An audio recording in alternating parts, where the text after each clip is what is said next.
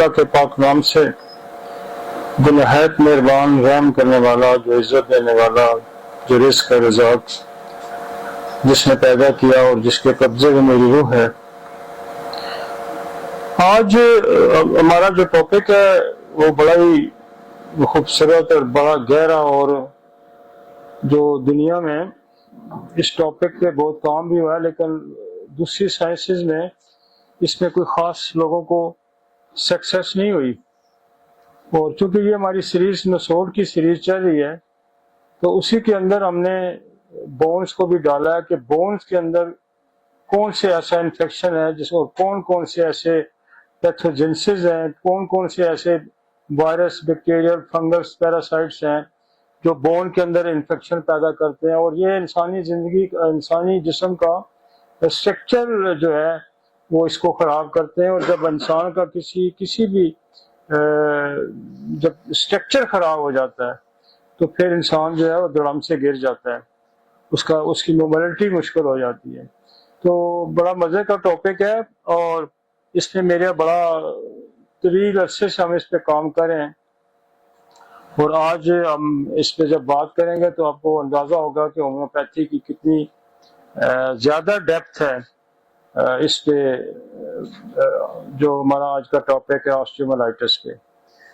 तो टॉपिक पे जाने से पहले मेरे पास आज जो फ्रोजम है पहले उसको पढ़ते हैं और फिर मैं टॉपिक पे आता हूँ। आज जो हमारे पास फ्रोजम है वो है 238। वो कहता है कि अक्सर औकात मुनासिब दवा की एक ही खुराक ने कई दौरों को खत्म कर दिया। वो कहता है अक्सर औकात होता है कि दौरों को एक ही डोज देने से वो ठीक हो जाते हैं और सेहत की बहाली मुमकिन हुई है, लेकिन अक्सर हालात में ऐसे दौरे के बाद एक और खुराक देना जरूरी होता है। कि वो कहता है बाद दफा होता है कि एक दौरा खत्म हो गया तो फिर दूसरे को प्रोटेक्ट करने के लिए एक खुराक का और होना जरूरी है। अब यहाँ खुराक की दवाई पे वो बात कर रहा है। आप ध्यान में रखें कि 245, 246, 247 में उसने पोटेंसी के इस्तेमाल पे बड़ा वाज़े बयान दिया हुआ है। और वो ये कहता है कि जब किसी भी दवा का, अच्छी तरह मुंतखब दवा का अमल शुरू हो जाए तो फिर खुराक को रोका जाए। जब तक अमल नहीं शुरू होता आप दवा बदलें, आप नई सिलेक्शन करें, और जब अमल शुरू हो जाता है तो फिर उसका, और फिर उसने डॉक्टर की सवाबदीद पे भी छोड़ा है कि उसकी दवाई कब करनी है। उसने समझा सारा कुछ दिया आपको, लेकिन वो आपकी सवाबदीद पे भी छोड़ता है कि आपने दवाई कब करनी है। काम ये और भी बेहतर है कि जब अलामात की नौयत तब्दील ना हुई हो तो खुराकों की हदे की नई दरियाफ्त के मुताबिक इस दवा की खुराक बगैर किसी दुश्वारी के दी जा सकती है।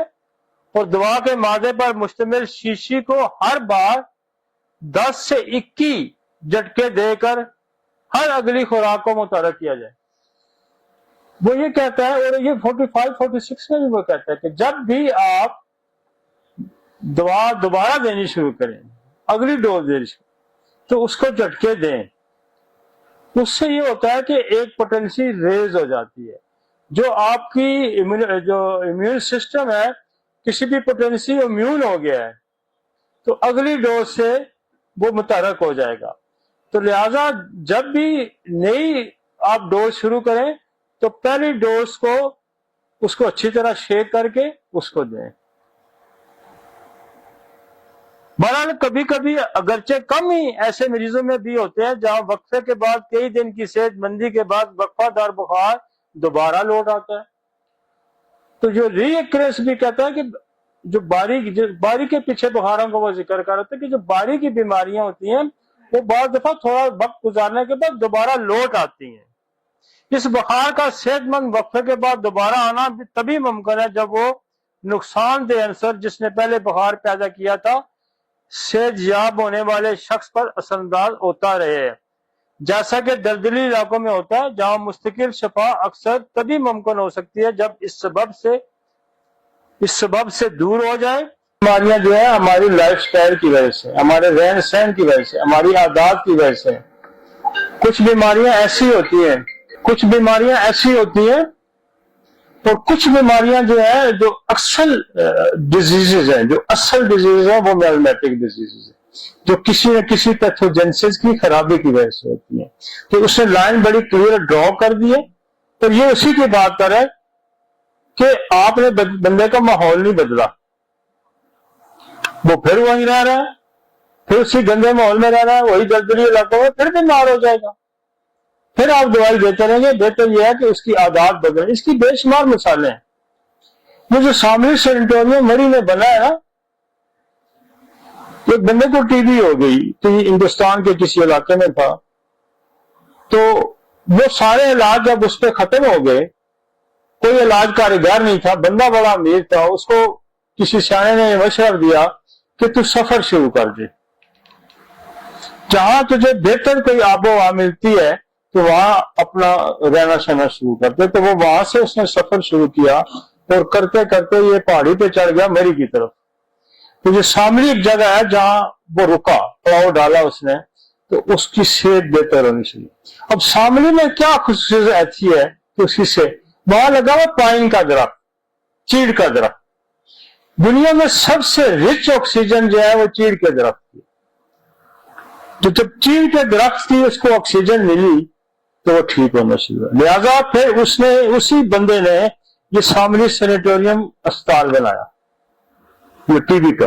दुनिया में जितने भी सेनेटोरियम बने हैं टीबी के, वो इसी पाइन ढूंढ के बनाए गए ताकि इसकी। तो ऑर्गेनल देखें, हनीमन ने इस बात पे जोर दे रहा है कि आपका रहन सहन जो है उसको बदले।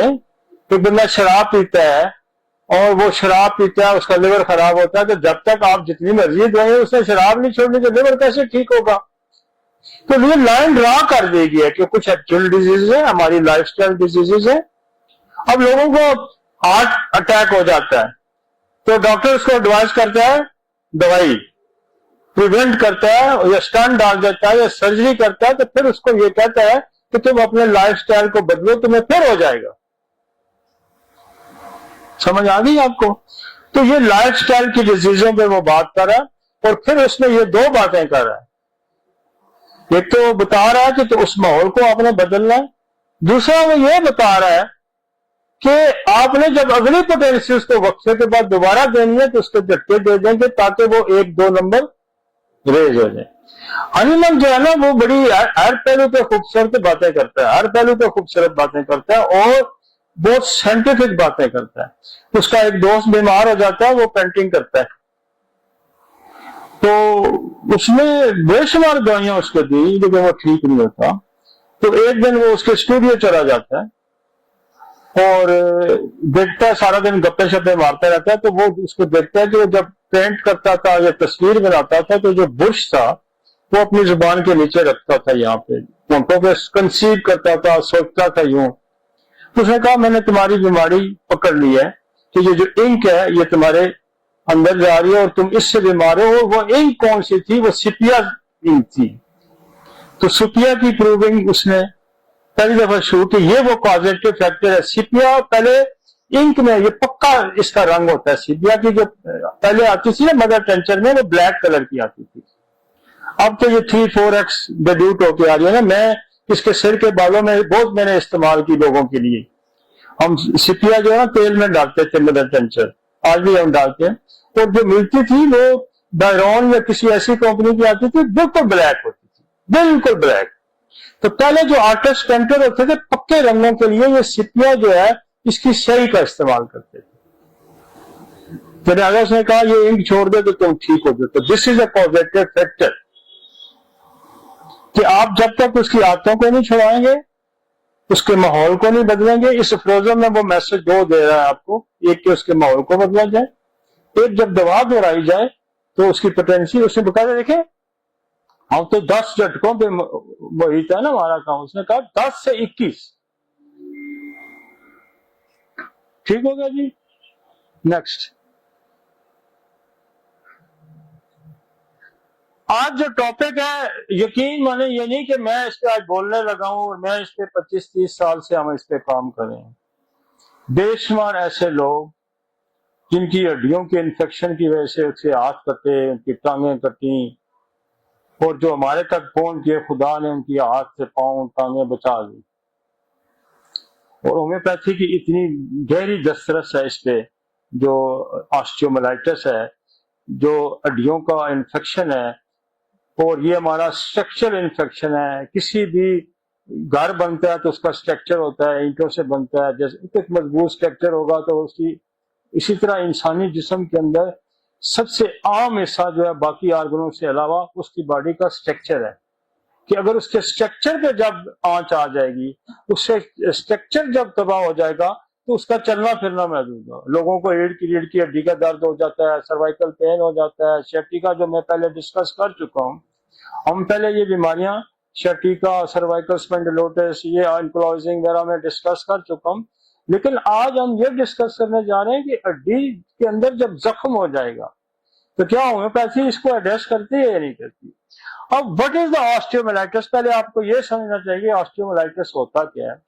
ऑस्टियो किसको कहते हैं, बोन को, और माइलो किसको कहते हैं, बोन के अंदर। ये देखें वो है हड्डी, पूरी हड्डी को क्या कहेंगे, osteo.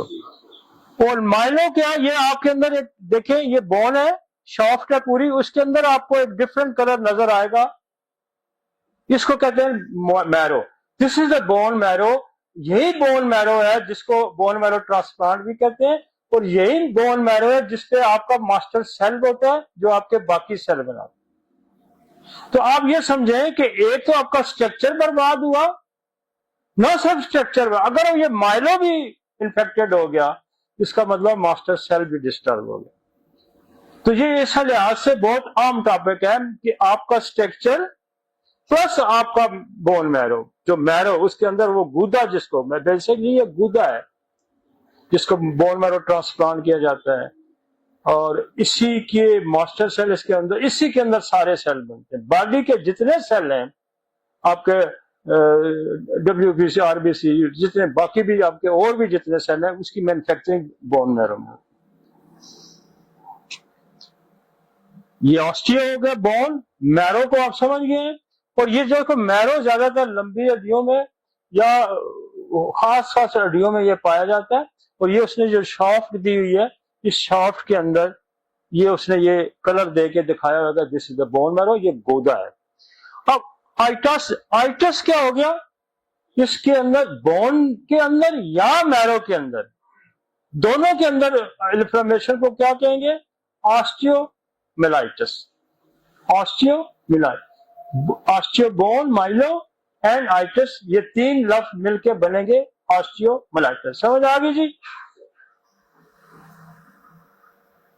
Osteomyelitis, infection of bone and bone marrow. Definition इसकी क्या है, इससे सिंपल है। कोई मतलब ऑस्टियोमाइलाइटिस अब आ गया तो थोड़ा सा मुश्किल नहीं हो गया ना। हम ये भी कह सकते हैं कि बोन का इन्फेक्शन है, लेकिन मेडिकल लैंग्वेज ऐसी है कि आप कम्युनिकेट करते हैं डॉक्टर से doctor, doctor to patient, and आप जब भी कोई किसी भी फोरम पे बात करते हैं, आप मेडिकल लैंग्वेज यूज करते हैं, तो हम इसको कहेंगे ऑस्टियोमाइलाइटिस। हम जो भी कह सकते हैं कि बोन का इन्फेक्शन, बोन के अंदर इन्फ्लेमेशन होगी, कुछ होगा, लेकिन इसकी एक टर्मिनोलॉजी जब बोलते हैं तो एक लफ्ज बोलने के पीछे पूरी बीमारी आ गई। तो कुछ लोग हमारे ये होते हैं कि वो ये कहते हैं कि ये तो बीमारी का नाम है, तो हम तो अलामात के पूछिए।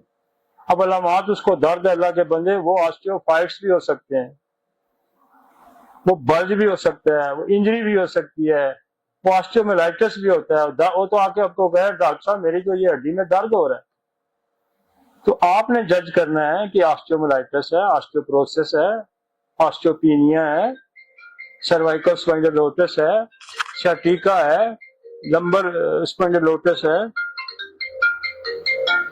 क्या है। तो ये आपने, डॉक्टर ने ये जज करना है। उसने तो आके आपको अलामतें बतानी है, अलामतें अब ना काफी रह गई, अब वो बात खत्म हो गई है। अब बात जो है ना, एक बच्चा भी आता है आपके पास तो वो कहेगा जी ये मेरा वालिद साहब है, इनको तो ऑस्टियोमाइलाइटिस है, तो आप कहेंगे मुझे अलामतें बताएं। उसने कहा यार इससे इलाज कराना फजूल है, इस बंदे को तो पता ही नहीं है व्हाट इज द ऑस्टियोमाइलाइटिस।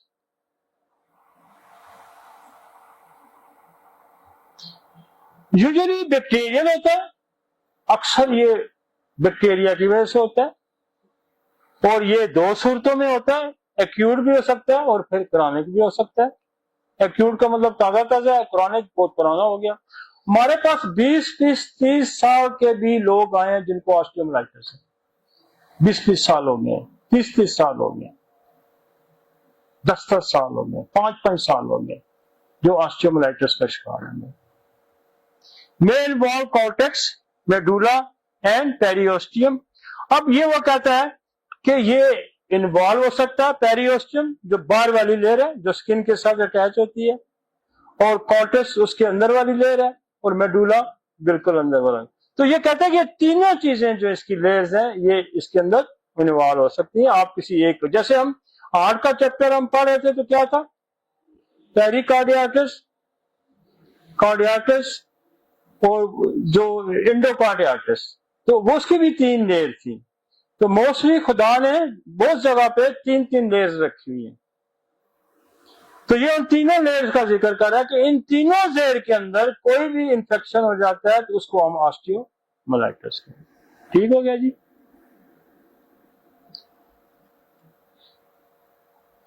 अब वो कहते हैं, आगे थोड़ा सा और डिफाइन करता है कि osteomyelitis inflammation of bone and associated structure. अब बाद दफा जब कंपाउंड फ्रैक्चर होता है, जिसको हम कहते हैं कंपाउंड फ्रैक्चर, उसमें क्या होता है, हड्डी भी इन्वॉल्व होगी, मसल भी इन्वॉल्व हो गया, नर्व भी इन्वॉल्व हो गया, तो उसको हम कहते हैं कि जी कंपाउंड फ्रैक्चर हो गया। अब ये जो कहता है कि ये एसोसिएटेड, इस स्ट्रक्चर के साथ जो भी चीज जुड़ी होगी उसको हम ऑस्टियोमाइलाइटिस काउंट करें। अब इसमें होता यह है कि पहले स्किन ही रैप्चर होती है, स्किन जब रैप्चर हो जाती है तो फिर वो कुछ अर्सा इन्फेक्शन रह गई बोन के अंदर चला जाता है। इसके हम आगे इसके फैलने के तरीके भी पढ़ेंगे कि ये फैलता कैसे है। अब उसने ये 2 पिक्चर आपको टिपिकल रिजल्ट ऑफ फ्रॉम, ये इन्फ्लेमेशन हो जाती है तो ये लेफ्ट साइड पे उसने ये इन्फेक्शन शो किया। अब ये देखें कि एक्यूट उसने ये पिक्चर दिखाई है, ये हड्डी का देखें गूदा है और गूदे के अंदर इन्फेक्शन हो गया, 2 स्पॉट उसने रेड कलर के दिखाए हैं आपको, ये एक्यूट है। अब ये आगे क्रॉनिक देता है कि जब 1 महीने से ज्यादा इन्फेक्शन हो रहे तो उसको हम कहेंगे क्रॉनिक चला, मोर देन 1 मंथ। अब उसको देखें कि उस जो वोन्स है, उसका जो जख्म है, उसके और इसके जख्म के अंदर फर्क आ गया, इसके अंदर लेयर और बननी शुरू होगी और ये डीप चला गया। ठीक है जी, इस हद तक तो आसान हो गया ऑस्टियोमाइलाइटिस। आगे चलते, अब इसमें कारण कहते हैं कॉमन ऑर्गेनिज्म कौन सा है, स्टेफिलोकोकस ऑरियस, ये सबसे ज्यादा कॉमन है। और मेरी अपनी प्रैक्टिस पिछले 30-35-40 साल में जब भी मैंने किसी का कल्चर करा ना, स्टेफिलोकोकस निकला। जब भी बोन के इन्फेक्शन का या स्किन के इन्फेक्शन का हमने टेस्ट कराया तो मैं कहता हूं 90% के करीब जो है ना स्टेफिलोकोकस।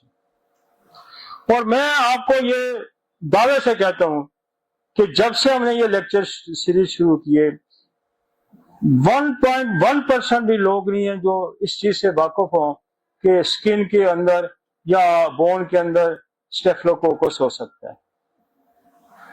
लोग कहते चोट लगी है, जख्म खराब हो गया, कोई भी बंदा कल्चर नहीं कराता। एक्सीडेंटली किसी ने इसका कल्चर कराया हो तो अलग बात है, लेकिन कोई भी कल्चर, इवन हम तो आजकल सोराइसिस में भी स्टेफलो इस्तेमाल करने शुरू किए कि उसके अंदर भी ये मौजूद है।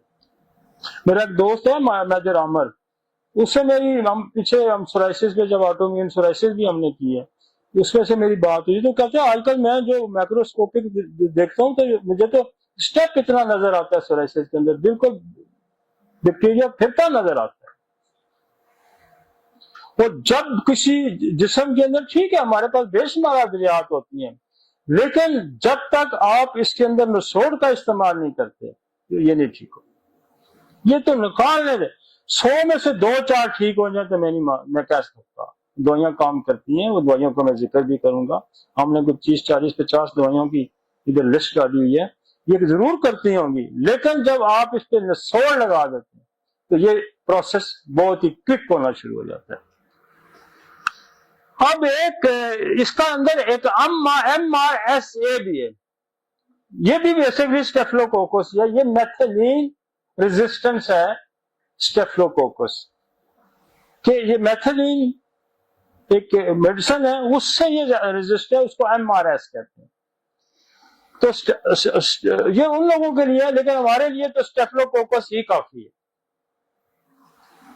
स्टेफिलोकोकस, इसके अंदर दूसरा जो बैक्टीरिया पाया जाता है वो है स्टेप्टोकोकस। तो ये स्टेप्टोकोकस भी आपके गले से स्टार्ट होता है, जिसको रूमेटिक और डिजीज भी ये पैदा करता है, रूमेटिज्म भी ये पैदा करता है। ये आपका जो है कार्डियाटिस पैदा करता है, मायोकार्डियाटिस पैदा करता है, इंडोकार्डियाटिस करता है, पेरिकार्डियाटिस पैदा करता है। और ये जो आपके वॉल्वल डिजीजेज हैं उसकी सबसे बड़ी वजह है वो स्टेप्टोकोकस है। अब स्किन के अंदर भी आप जहां देखेंगे आपको स्टेप्टोकोकस मिलता है। अब ग्राम नेगेटिव बैसिली कौन से हैं? इसमें इकोलाई भी कॉमन मिलता है आपको, और इकोलाई भी आपको देखें यूरिन ट्रैक्ट में देखेंगे वहां आपको मिलेगा, स्किन में भी आप, लेकिन सबसे टॉप पे स्टेफलो है, उसके बाद स्टेप्टो है। अब इसमें एक और जो बैक्टीरिया है ये भी बहुत ही डीप है, अक्सर कानों के इन्फेक्शन में, चेस्ट के इन्फेक्शन में ये सूडोमोनास मिलता है। जितने भी मैंने कानों के एग्जामिनेशन किए और हमने कानों के अंदर इसको कल्चर करवाया तो ये सूडोमोनास यहां बहुत ज्यादा पाया जाता है। ये कान की हड्डी को खा जाता है, लोग डर हो जाते हैं, कई कई साल लोगों के कान बहते हैं। कई कान बहने वालों की हिस्ट्री देखेंगे ना, कई कई साल से उनके कान बहते हैं, 10 साल हो गए जी कान बहता है, बचपन से कान बह रहा है, ठीक नहीं हो रहा, तो उसके अंदर कौन सा होता है? सूडोमोनास पाया जाता है। स्टेफलोस वो भी हो सकता है, लेकिन जब हम पस का कल्चर कराते हैं तो उसमें, और वो आप चाहे ग्रेफाइट दें, चाहे आप स्पेशिया दें, चाहे आप सिस्टस कैन दें, आप काली म्योर दें, आप फेरामास दें, आप पल्साटीरा दें, आप तो कोई भी दें, जब तक आप सूडोमोनास नहीं देते उस वक्त तक आपका काम नहीं बनता। सैल्मोनेला है, एस्प्लेशिन, ये एक सिकल सेल डिजीज है। सिकल सेल डिजीज एक बड़ी लंबी डिटेल है, शॉर्ट करके ये सिकल सेल डिजीज ये एनीमिया बनाती है। इसकी डिजीज एनीमिया, खून की कमी पैदा करती है। ये कहता है कि सैल्मोनेला स्पेशली इन लोगों में जिनमें सिकल सेल डिजीज है उनमें यह पाया जाता है। और एक और जो बैक्टीरिया है जिसको कहते हैं मायोबैक्टीरियम ट्यूबरकुलोसिस, ये भी हड्डी के अंदर जब टीबी, बोन टीबी हो जाती है और ये गिला के रख देती है, इसको खा जाती है। और टीबी के जख्म बहुत कम है कि किसी एंटीबायोटिक से रिस्पॉन्स करते हैं। ज्यादातर लोग टीबी की हड्डियों वाले मतलब कई कई साल से लोग टीबी, बोन टीबी में मुबतला होते हैं और वो उनका बोनी स्ट्रक्चर तबाह होकर रह जाता है। तो ये आपको अंदाजा हो गया कि जब भी कोई बोन का इन्फेक्शन आएगा, जब भी हड्डियों से पस रिसती नजर आपको आएगी, तो आपको नजर होनी चाहिए कि ये स्टेफिलोकोकस है, ये स्टेप्टोकोकस है, ये कोलाई है, ये सैल्मोनेला है, ये मायोबैक्टीरिया और टीबी भी बहुत बोन में मिलती है। और फंगल जो है, फंगल एक इन्फेक्शन है और ये भी पाया जाता है। ये रेयर होता है, ये बेसिकली स्किन पे होता है और स्किन को इन्वॉल्व करते करते ये, और बाद दफा हम ये करते हैं कि हम जब लोकल एप्लीकेशन पे कम से कम 15 फ्रोजन लिखें कि मत करें लोकल एप्लीकेशन, तो वहां आपको फंगल पड़ा होगा और जब आप लोकल एप्लीकेशन करेंगे सप्रेस होकर अंदर जाता रहेगा और वो बोन को खराब कर देगा। ये कॉमन ऑर्गेनिज्म ठीक हो गया जी इस हद तक। आगे चलते हैं। अब ये वो कह रहा है कि ये नॉर्मल बोन देख लिया आपने, ये नॉर्मल बोन है लेफ्ट साइड पे, और ये एंट्री मारी है इसने, जख्म ये बाहर स्किन से रप्चर करके गया है और उसने बोन को खाना शुरू कर दिया। This is osteomyelitis. और ये एक में वापस है, ये क्या था? इसका बैक्टीरिया जब आइडेंटिफाई किया गया तो क्या है? ये स्टेफिलोकोकस। ये स्टेफिलोकोकस। और ये मैं समझता हूँ कि होम्योपैथी वाले ये समझते हैं कि उनको खुदा की उनके पास खुदा की ये रहमत है, नेमत है कि आपके पास नसोड़ मौजूद है, वगरना दूसरी साइंस स्टेफिलोकोकस से लड़ते लड़ते जिंदगियां गुजर गई। ये ठीक होगा, ये फिर आ जाए, ये ठीक होगा, ये फिर आ जाए, रीअक्रेंस होती है। और ये वैसे अमूमन स्किन पे ही पड़े होते हैं, स्टेफिलोकोकस स्टेफिलो ये स्किन पे ही पड़े होते हैं, नॉर्मल स्किन पे भी आपको मिल जाते हैं। जो स्किन कंप्रोमाइज हुई, यहां से कोई छोटा सा इंफेक्शन हुआ, इसने इंटर मार दी। अक्सर देखा गया है कि आप के लोगों के ऊपर वैसे भी जब एग्जामिन किया गया तो स्किन के ऊपर नजर आए लोगों को बैक्टीरिया, चूंकि एटमॉस्फेयर में मौजूद है, माहौल के अंदर मौजूद है, स्किन उसको रेजिस्ट करती है। और जिस जहां स्किन कंप्रोमाइज इंजरी होगी या कोई ऐसा भी कोई खराश होगी तो ये चूंकि यहाँ मौजूद है इसे इंटरनेट। आपको पता जब आदमी आपका वो जो होता है टेटनी, आप रोड एक्सीडेंट हो गया, आप गिरे हैं तो टेटनी नीचे गोबर के अंदर पड़ा होता है, वहां से इंटर हो जाता है। तो ये समझें कि स्किन आपका सबसे बड़ा ऑर्गन है और सबसे ज्यादा प्रोटेक्टिव एरिया है। तो बहुत सारी बीमारियां आपकी स्किन से दाखिल होती हैं। आगे चलते हैं, रूट्स ऑफ इन्फेक्शन क्या है। हमें ये जानना जरूरी है कि इन्फेक्शन तो हो गया आगे, लेकिन आपको पता भी होना चाहिए कि ताकि आप लोगों को प्रोटेक्ट भी कर सके, आप लोगों को टीच भी कर सकते हैं, आप लोगों को गाइड भी कर सके, भाई इन चीजों से बचना चाहिए आपको। इसका रूट क्या है? हेमाटोजेनेसिस है, क्या है कि स्प्रेड ब्लड के जरिए स्प्रेड होता है। मसलन गलत टीका लग गया, कोई स्किन रैप्चर हुई और किसी दूसरे से उसको मिल गया, ये ब्लड स्ट्रीम में चला जाएगा। और वो कहता है कि ये कॉमन इन चिल्ड्रन में ज्यादा होता है कि ये ब्लड के अंदर शामिल हो जाता है। इसलिए जब हम कल्चर कराते हैं तो हम 2 कल्चर जरूर कराते हैं। हम पल्स का भी 3 बल्कि कराते हैं, यूरिन का भी कल्चर कराते हैं, पल्स का भी कल्चर कराते हैं और हम ब्लड का भी कल्चर कराते हैं कि क्या ब्लड के अंदर भी मौजूद है, क्या स्किन के अंदर ही अभी ब्लड में नहीं गया, क्या यूरिन के अंदर भी है। ठीक हो गया जी। ये डायरेक्ट भी जा सकता है और थ्रू किसी एक्सपोजर के थ्रू भी जा सकता है। डायरेक्ट इंक्लूशन कैसी है जी? ट्रॉमा, जब चोट लग गई। चोट एक ऐसी चीज है कि वो किसी भी इंफेक्शन को आपको ले जाएगी। और आपके पास चोट की जो मेडिसिन है, जैसे आपका अर्निका है, अर्निका एंटीबैक्टीरियल बहुत अच्छा है, आपका कैलेंडोला है एंटीबैक्टीरियल बहुत अच्छा है। हम फौरी तौर पर अर्निका का इस्तेमाल करते हैं ताकि इसको प्रोटेक्ट किया जाए। ये रेजिस्टेंस पैदा करता है ब्लड के अंदर की बैक्टीरिया को मारने की। लेकिन अगर कल्चर में जब आता है तो फिर जब बात बढ़ जाती है तो फिर हमें वो पैथोजेनेसिस को आइडेंटिफाई करना पड़ता है। आपका अर्निका है, आपका बैलस परनस है, आपका हाइपेरिकम है, आपका एक और दवाई जो है जो अर्निका के बाद और हाइपेरिक के साथ और रूटा के साथ कंपैरिजन हम करते हैं, वो है सल्फ्यूरिक एसिड। और सल्फ्यूरिक एसिड में ये स्ट्रेप्टोकोकस मारने की सलाहियत पाई जाती है। बोरक ने सल्फ्यूरिक एसिड पढ़े और उसने स्किन के अंदर ये वाज़ेह लिखा है कि स्ट्रेप्टोकोकस को और स्टेफिलोकोकस को सल्फ्यूरिक एसिड मारता है। सर्जरी, किसी की सर्जरी हुई, अक्सर आपके पास लोग आएंगे और आते भी होंगे, ओ जी मेरी बच्चे की पैदाश हुई सर्जरी, मेरी अपेंडिक्स की सर्जरी हुई, मेरी कोई और लेबोरेटरी हुई, कुछ मेरी सर्जरी हो, उसके सर्जरी के बाद मेरा जख्म क्या हुआ, वहां बैक्टीरिया घुस। तो सर्जन का तक बहुत प्रोटेक्टिवली सर्जरी, जो अच्छे सर्जन है उसको बड़ा एंटीबैक्टीरियल और सारे वो चीजें लगू के वो करते हैं ताकि इसके अंदर ना जाए। उसको बड़ा उसको उसकी ऊपर पट्टी रखना या उसको कवर रखने की एक वजह यह भी होती है कि डायरेक्ट इन्फेक्शन ना चला जाए। तो ये कहते हैं प्रोस्थेसिस क्या होता है कि कोई आर्टिफिशियल चीज आपके अंदर डाली जाए। मसलन आपका नी के अंदर ट्रांसप्लांट कोई चीज कर दी गई हो, या आपके वॉल्व्स आर्टिफिशियल वॉल्व डाल दिए जाते हैं। तो वो इसको प्रोस्टेक्सिस उसको कहेंगे कि कोई भी फॉरेन बॉडी जब आप डालते हैं तो उसके साथ इन्फेक्शन हो जाता है।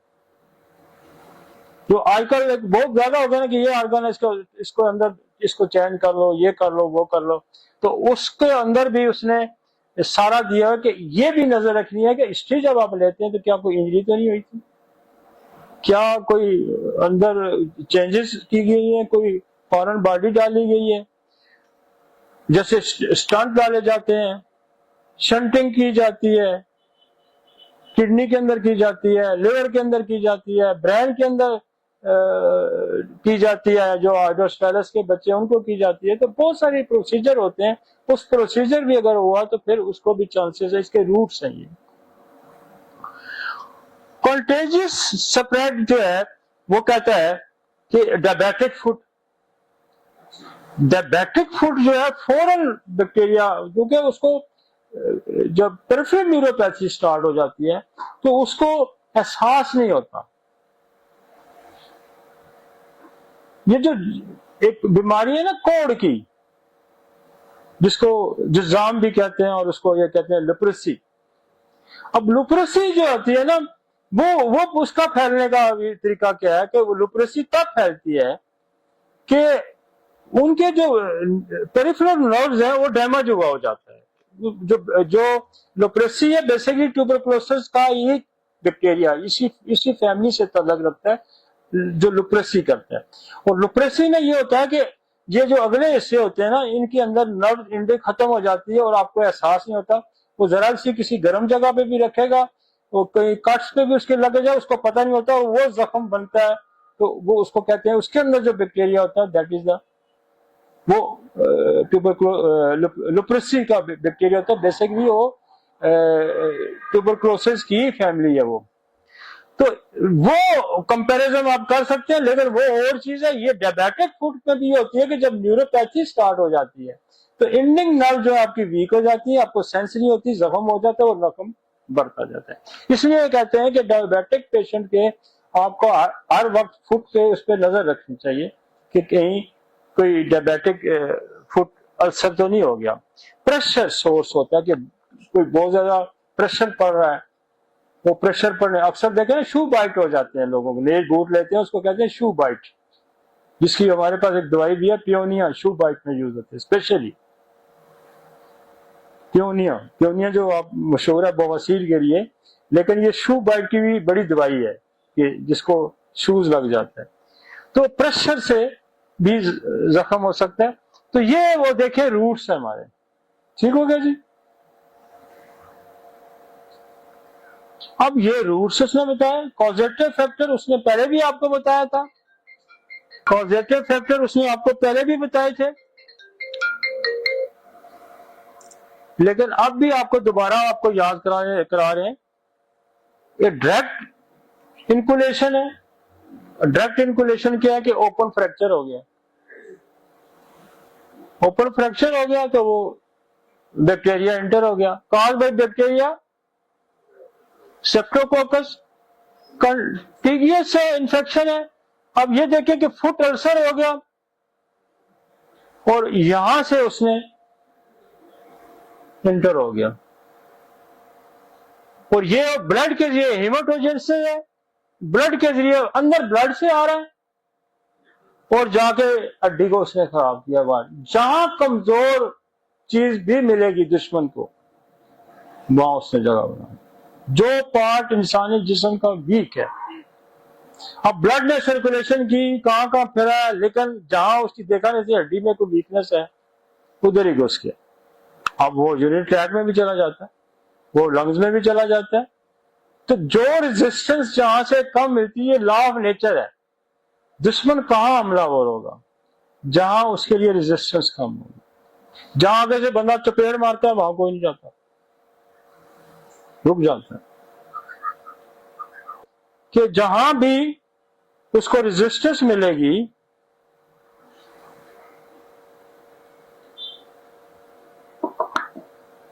वहां रुक जाएगा डायरेक्ट। और फुट अल्सर के जरिए भी चला जाएगा। Cause of osteomyelitis Osteomyelitis can be caused by bacterial infection, often Staphylococcus aureus, injury or surgeries that expose bone to germs, weaken immune system. आपका इम्यून सिस्टम वीक है तो वो बैक्टीरिया को रेजिस्ट नहीं करेगा. Due to diabetes or other conditions, infection from nearby tissue spreading to tissue के पास पड़ा होता है और इसने अंदर चले जाना. ठीक हो गया जी. और ये देखें उसने, एक मिनट जी वापस दिखाएंगे. अब ये देखें, ये पहले उसने ऑस्टियोमाइलाइटिस हुआ है और लेवल ऑफ बोन रिस्ट्रिक्शन. अब ये आया स्किन को भी इसने फाड़ा है पहले और साथ ही ये बोन के, और ये फिर खाता जाएगा, पूरे पाँव को खा जाएगा. निक्रोसिस की और भी वजूहात होती है. निक्रोसिस उस वजह से भी हो सकता है, निक्रोसिस उस वजह से होता है कि आपकी वहां ब्लड सप्लाई नहीं है. जब बोन को ब्लड सप्लाई नहीं मिलेगी तो that is the necrosis. Necrosis की वजूहात ब्लड सप्लाई न होने की वजह से, और जब वहां ब्लड सप्लाई नहीं पहुंची तो निक्रोसिस वहां डेड होना. निक्रोसिस का मतलब है डेड होना चाहिए. वो टिश्यू बोन का जिसको खुराक नहीं मिल रही तो वहां निक्रोसिस का अमल शुरू हो गया कि वो डेड होना शुरू हो गया. लेकिन उसके बाद उसमें इन्फेक्शन जा सकता है. लेकिन निक्रोसिस तब होगा कि वहां आपकी सप्लाई नहीं है. जहां सप्लाई है वहां इन्फेक्शन होगा, वहां निक्रोसिस डेड टिश्यू बात की बात है. तो यहां जो है ये इन्फेक्शन है और वो जगह रैप्चर हुई, स्किन कंप्रोमाइज हुई, उससे उसने रास्ता दिया और वो बोन तक पहुंच गया. ठीक हो गया जी.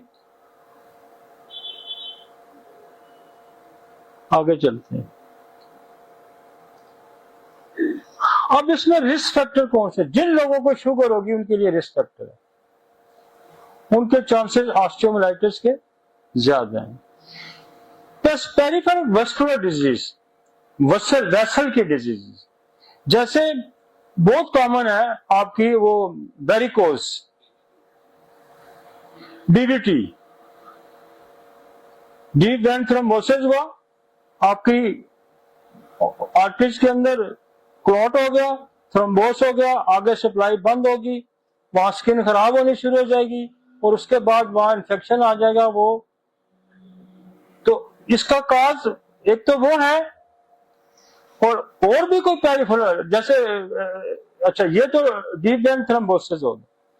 जैसे वेरिकोज है, जो आपके लोग खड़े रहते हैं और जिनकी वेन्स फूली जाती हैं, जो आपकी ब्लड सब, तो बाद दफा वेन फैल के तो रैप्चर होती है, वहां से इन्फेक्शन हो जाता है उसकी.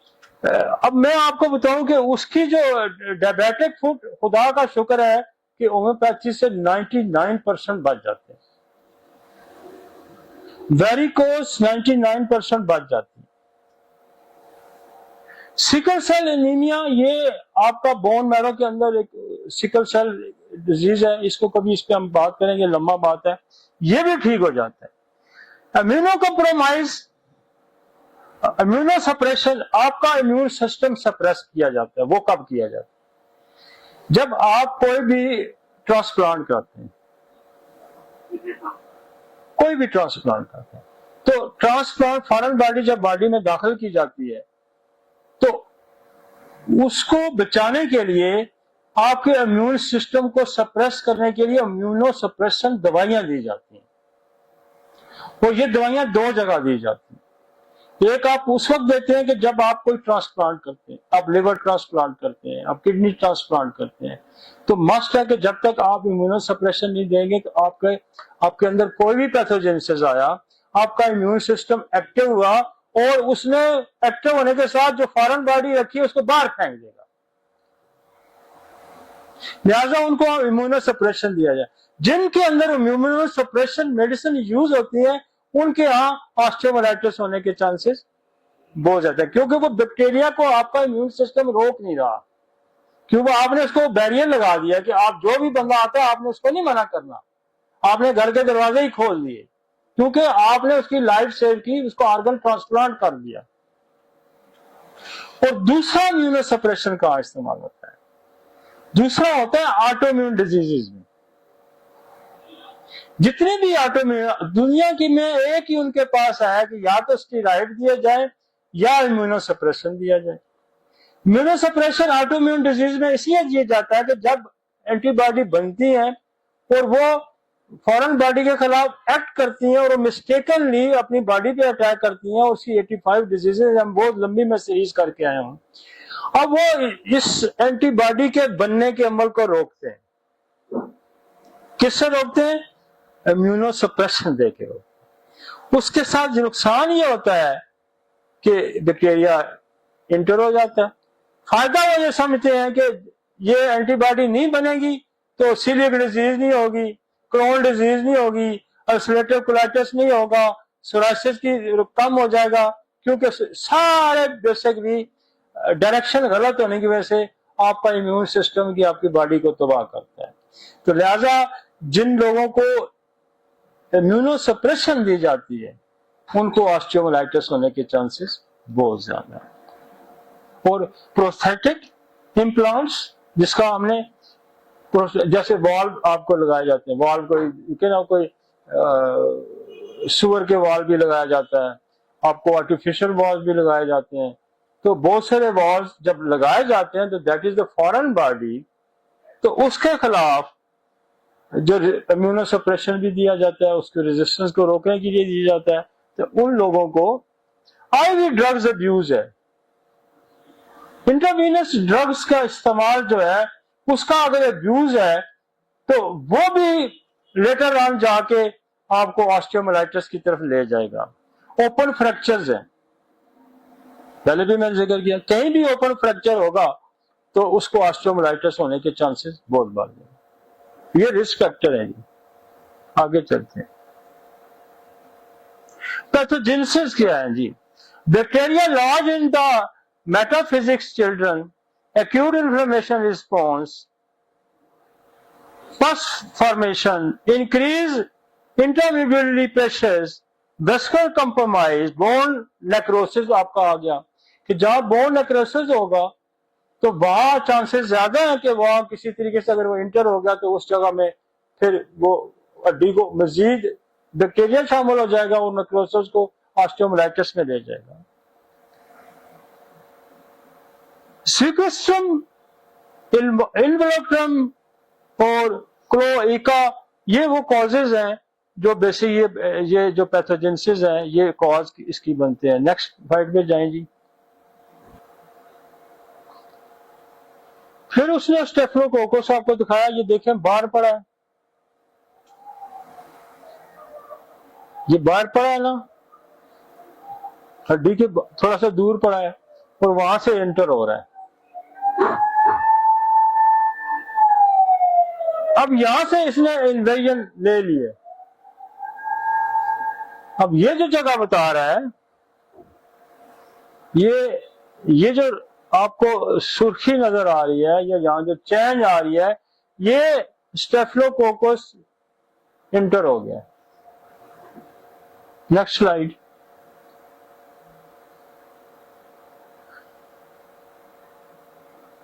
यहां देखें कि इंफेक्शन और मजीद गहरा हो गया और ये कहता है कि यहां बोन के अंदर इन्वोल्यूक्रम, बोन के अंदर इन्वॉल्वमेंट उसकी शुरू हो गई है। वहां तक तो बोन से टच कर रहा था और यहां उसकी इन्वॉल्वमेंट शुरू हो गई है। और ये देखें ड्राइनिंग साइन है कि ये आपका यहां से उसने इंटर लिया और ये बोन के बाहर होके बोन की बाहर की सरफेस पर पेरियोस्टियम में था ये, और ये साथ ही अंदर मैरो के अंदर चला गया। ठीक हो गया जी। थोड़ी सी हम पिक्चर आपको इसलिए दिखा रहे हैं कि मैं तो डायरेक्ट ट्रीटमेंट इसका बता सकता था, लेकिन जब फिजिकली एग्जामिन करेंगे तो ये शक्लें जब आपको नजर आएंगी तो आप ये समझें कि अब बोन इन्वॉल्व हो जाएगी। जब भी स्किन पे कोई इंफेक्शन आता है तो ये उसको आप वहां रोकें ताकि बोन तक ना पहुंचे।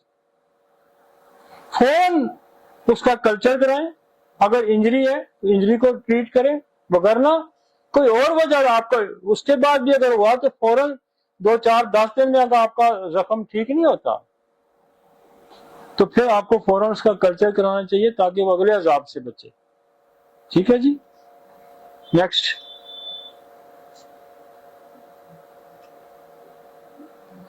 वो स्टेजेस आपको बता रहा है जी कि वो फर्स्ट स्टेज है,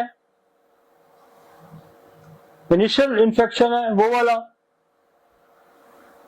सेकंड फर्स्ट स्टेज है, और थर्ड सेकंड स्टेज ये है कि फिर आप देखेंगे वो ये देखेंगे बाहर को इतना नहीं नजर आ रहा, हड्डी के सारा अंदर ही चला गया। नेक्स्ट,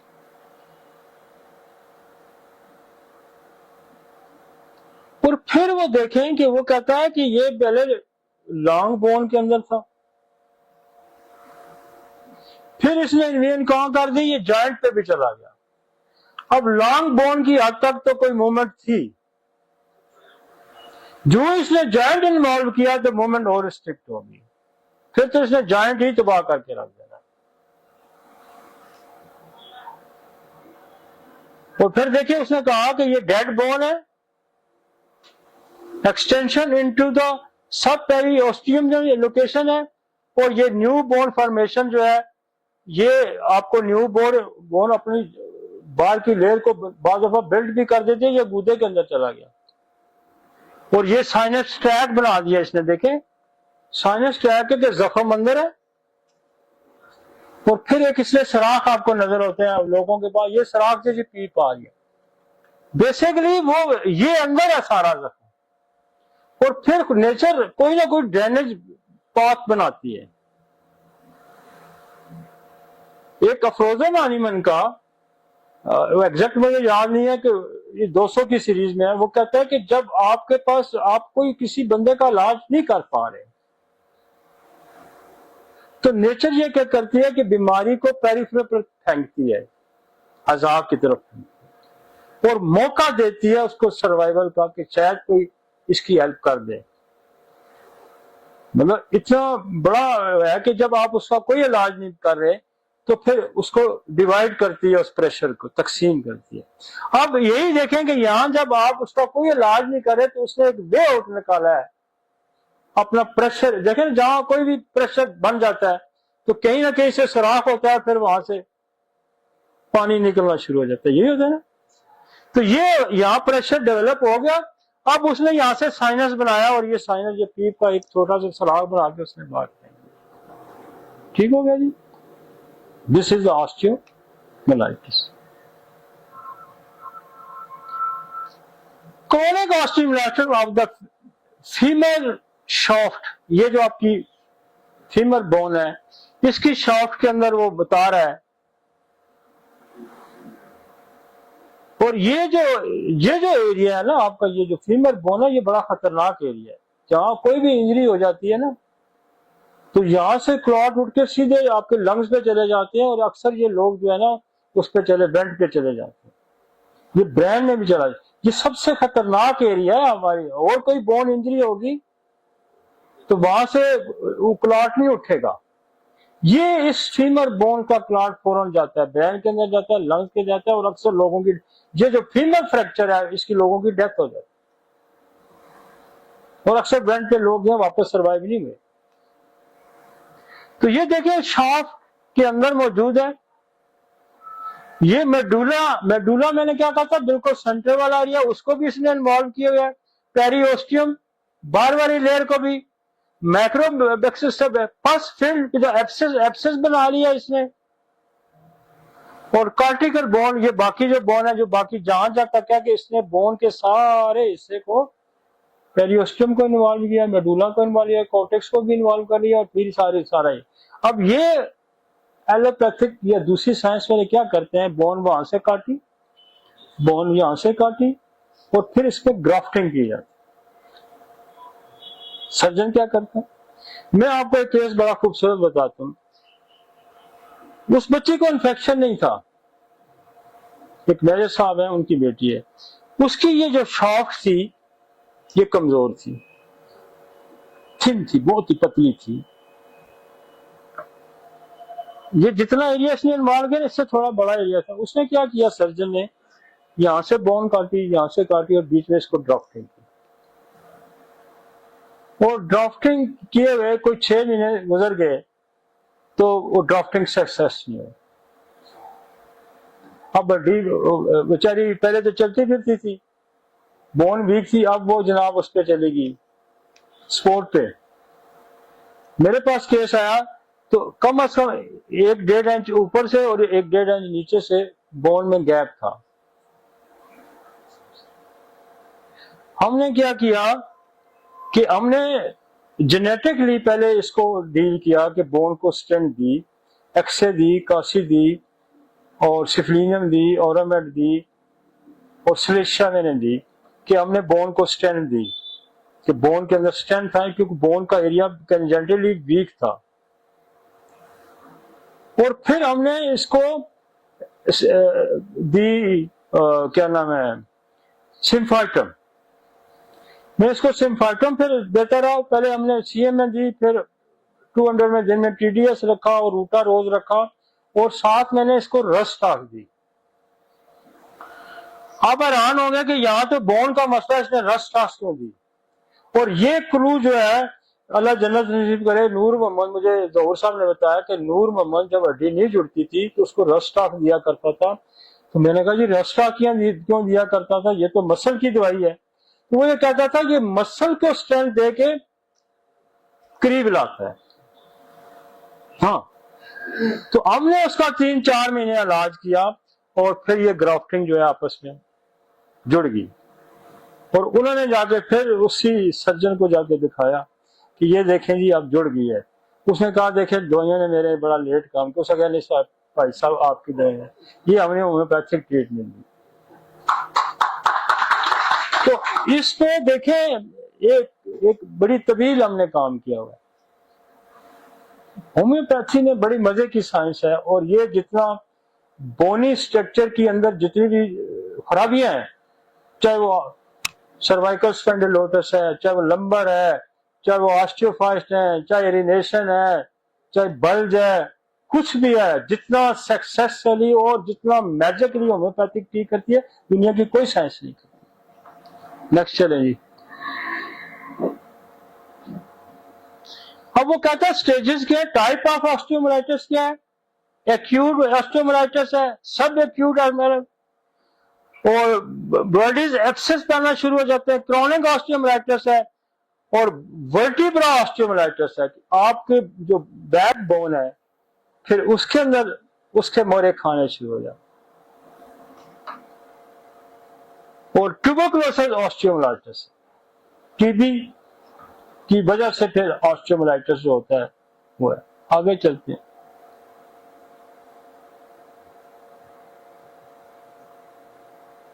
अब ये फिर वो स्टेजेस आपको दिखा रहा है।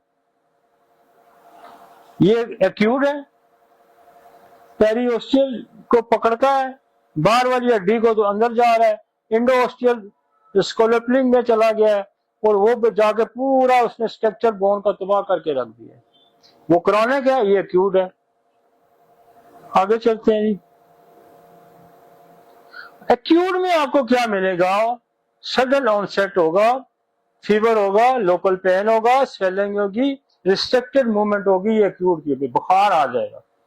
जब भी आप देखें कि इंफेक्शन होगा, इन्फ्लेमेशन होगी, साथ ही टेम्परेचर रेज कर जाएगा, लोकल पेन होगा, स्वेलिंग होगी, रिस्ट्रिक्टेड मूवमेंट होगी। Common in children, long bone में बच्चों में ये बहुत कॉमन है, एक्यूट।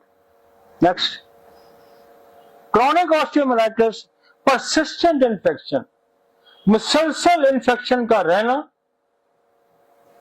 साइनस ट्रैक बना लेना कि एक अंदर हड्डी में है तो एक जगह से पास रिश्ती रहती है। अब बंदे जब उसको बांध के रखते हैं लेकिन उनको इलाज कोई नहीं होता, एंटीबायोटिक खाते रहते हैं। लेकिन मैं आपको बताऊं जी कि मेरे पास अभी पिछले कुछ 6 महीने में 2 केस ऐसे आए हैं, बहुत सारे आते हैं, रोज सारा दिन आते हैं, मैं किस किस का जिक्र करूं। 2 केस ऐसे, एक 2006 का केस है और एक 11 का केस है जिनको ऑस्टियोमाइलाइटिस है। एक पख्तून है और एक यहाँ का बंदा। पख्तून का ये था कि उसका ये नी से लेके पूरा फुट इन्वॉल्व था और सारा गला हुआ था, स्किन के समेत, बोन के समेत, बिल्कुल पस रिस रही थी। हमने जब कल्चर कराया तो स्टेफलो निकला और हमने उसको 6 महीने हो गए, 3 4 5 6 महीने हो गए। अब एक कॉइन जितना रह गया। अभी वो उम्रा कर गया, कहते सारा उम्रा मैं चल नहीं सकता, व्हील चेयर पे होता था, मैं सारा उम्रा मैंने चल के किया। तो उसको हमने पहले आइडेंटिफाइड किया कि इसको स्टेफ्लोकोकस है। और आगे मैंने मेडिसिन में अभी आपको बताऊं, हमने आगे में जाके एक लिस्ट हमने डाली है, मैं उसको ब्रीफ भी करूंगा। हमने उसको एंथ्रेक्सिनम दी, बेसिलियम दी और स्टेफ्लोकोकस दी। उसके बाद हमने एक डोज ग्रेफाइट की देके उसको सिलेशिया 1 2 दिन देते रहे और फिर ये वीकली हम उसको रिपीट करते रहे। वो डे बाय डे 3 4 महीनों में अब एक कॉइंस जितना वो रह गया, बाकी सारी हील होगी, सारी नई स्किन आ गई, सब कुछ ठीक हो गया। और एक बंदा उसका ये फीमर बोन में यहाँ पे है, उसका जो मैंने टेस्ट कराया वो कह रहा है 2011 से है मुझे, तो अब 90% उसका ये ठीक हो गया। अब कभी कभी उसकी यहाँ से पस आती है, जब मैंने एक्सरे कराया तो अंदर से सारा ही है। तो उसको भी हमने यही, उसको भी स्टेफ्लोकोकस था। मैंने 30 साल पहले एक सरगोदा से लड़की आई जिसकी उम्र थी कोई 12-13 साल। मुझे उस वक्त ये नहीं था सही पता कि ये कुछ स्टेफ्लो होता है या क्या होता है। मेरे ज़हन में मैंने कहीं पढ़ा था कि ये टीबी की हड्डियां नहीं ठीक होती। तो 30 साल पहले उसकी यहाँ से फीमर बोन काटने वाली थी और मैंने उसका इलाज किया 30 साल पहले। हमने उसको एंथ्रेक्सिनम दी और मैंने उस वक्त उसको ट्यूबर और ड्रोसर लगा के, ओरोमेड लगा के मैं सिलेशिया देता था उसको, और उसको 6 महीने लगे थे, उसकी बिल्कुल ठीक हो गई थी। और बल्कि उसके अंदर से एक इतना पीस हड्डी का निकल के बाहर गिर भी गया और बाकी हड्डी फिर दोबारा डेवलप हुई और पूरी बन गई। मेरे पास एक फैसलाबाद से एक बंदा आता था, उसको भी फीमर बोन का था और उसकी टांग कटने वाली थी। हमने उसका 6 महीने इलाज किया और बिल्कुल ठीक हो गया। तो इस तरह की मेरे पास डायबिटिक फूड की मेरे पास अनगिनत मसाले हैं, कभी ऐसा नहीं हुआ कि डायबिटिक फूड ठीक ना हो। नेक्स्ट चलते हैं। अच्छा, यूजुअली स्पाइन पोर्टस डिजीज, आप कभी पोर्टस डिजीज जब पढ़ेंगे तो ये पोर्टस डिजीज क्या है, ये ट्यूबरकुलोसिस है। आपको किताबों में नजर आएगा, बहुत दफा डायग्नोसिस हुई आ जाती है कि इसको पोर्टस, जब भी पोर्टस आएगा तो आप ये समझे कि ये बोन टीबी है। ग्रेजुअली ऑनसेट, आस्ता आस्ता ये फैलता है, कोल्ड एब्सिस होता है, वर्टिब्रा कोलैप्स हो जाते हैं। जब बोन टीबी होगी तो मोरे यूं बैठ जाते हैं। और चाहे वो बोन टीबी है चाहे वो ट्यूबरकुलोसिस है, हमने अभी सारे दोस्त वाकफ हैं कि हमने टीबी पे बड़ा काम किया और अभी हमने ट्यूबरकुलोसिस कोलोनियम रेजिस्टेंस बनाई। दुनिया में 200 साल पहले किसी ने नहीं बनाई। बड़ी बड़ी कंपनियां बैठी हुई हैं, बड़े बड़े रिसर्चर बैठे हुए हैं और खुदा ने होम्योपैथी की मदद की। हमें क्या पता था कि ट्यूबरकुलोसिस रेजिस्टेंस, हम ये होता है कि रीअक्रेंस हो जाती है या कुछ हो सकता है। लेकिन जब हमें पता चला, मेरा एक दोस्त है वो टीबी का पीएचडी डॉक्टर है, तो उससे जब डिस्कशन हुई तो उसने कहा कि हमें सबसे बड़ी मुश्किल दुनिया में ये पेश आ रही है इस वक्त टीबी के इलाज में। वो पीएचडी की हुई उसने दी कि ट्यूबरकुलोसिस जो है ये बैक्टीरिया रेजिस्टेंस हो गया, इस पे दवाइयां काम नहीं करती। और हमने वो ट्यूबरकुलोसिस का रेजिस्टेंट बैक्टीरिया था, हमने वो लिया और हमने उसको पोटेंटाइज किया। मैं आपको कहता हूँ 100 गुना ज्यादा आपकी बेसिलियम ट्यूबरकुलोनियम से ज्यादा वो काम करती है, 100 गुना ज्यादा। और अगर बेसिलियम ट्यूबरकुलोनियम जो हमारी नॉर्मल है वो 2 दिन में आपको इफेक्ट दवाई गई है, ये 10 मिनट में इफेक्ट देती है, इतना अच्छा काम करती है। तो हमने ये चीजें पढ़ पढ़ के देख, जब खुदा किसी सिस्टम की मदद करता है तो उसके लिए कोई ना कोई जरिया भी बना देता है, जब आपकी नीयत ठीक होगी। अब देखे ना, ये क्रेडिट होम्योपैथी को जाता है कि जब लोग इसको सुनेंगे, जब इसको पढ़ेंगे तो बेशुमार वो लोग जो बार बार टीबी के अंदर मुब्तला होते हैं, जो टीबी रेजिस्टेंस में मुब्तला होते हैं, वो ट्यूबरकुलोनियम रेजिस्टेंस की जब डोज लेंगे तो उन पर दवाइयां काम करनी, चाहे वो एलोपैथिक दवाइयां चाहे होम्योपैथिक दवाइयां, उन पे दवाइयां काम करनी शुरू हो जाती हैं। और न्यूरोलॉजिकली डिफिशिएंट पॉसिबल है। फिर देखें जब आपका वर्टिब्रा कॉलम कोलैप्स कर गया, उसके साथ सारा को रिलेट होता है, आपका न्यूरोलॉजिकल सिस्टम पड़ा होता है, फिर वो भी डैमेज हो जाता है। तो अब बोन ट्यूबरकुलोसिस में होम्योपैथी बहुत अच्छा डील करती है, और स्टेफिलोकोकस में बहुत अच्छा डील करती है, क्योंकि हमारे पास इसके नसोड़ मौजूद है, दुनिया के किसी और के साइंस के पास इसके नसोड़ मौजूद नहीं। आगे चलते हैं, ये देखें ऑस्टियोमाइलाइटिस वर्टिब्रा के अंदर है, और इन्फेक्शन ये हुआ, ये वर्टिब्रा डिस्क को इसने खराब किया, और ये सारी स्पाइनल कार्ड है, और स्पाइनल कार्ड कंप्रेस होने शुरू होगी। ये देखें यहां से एंट्री ली इसने, एक वर्टिब्रा पकड़ा, और ये फैलते फैलते फिर ये मोड़ा ही पूरा कोलैप्स करके यूं बैठ जाएगा।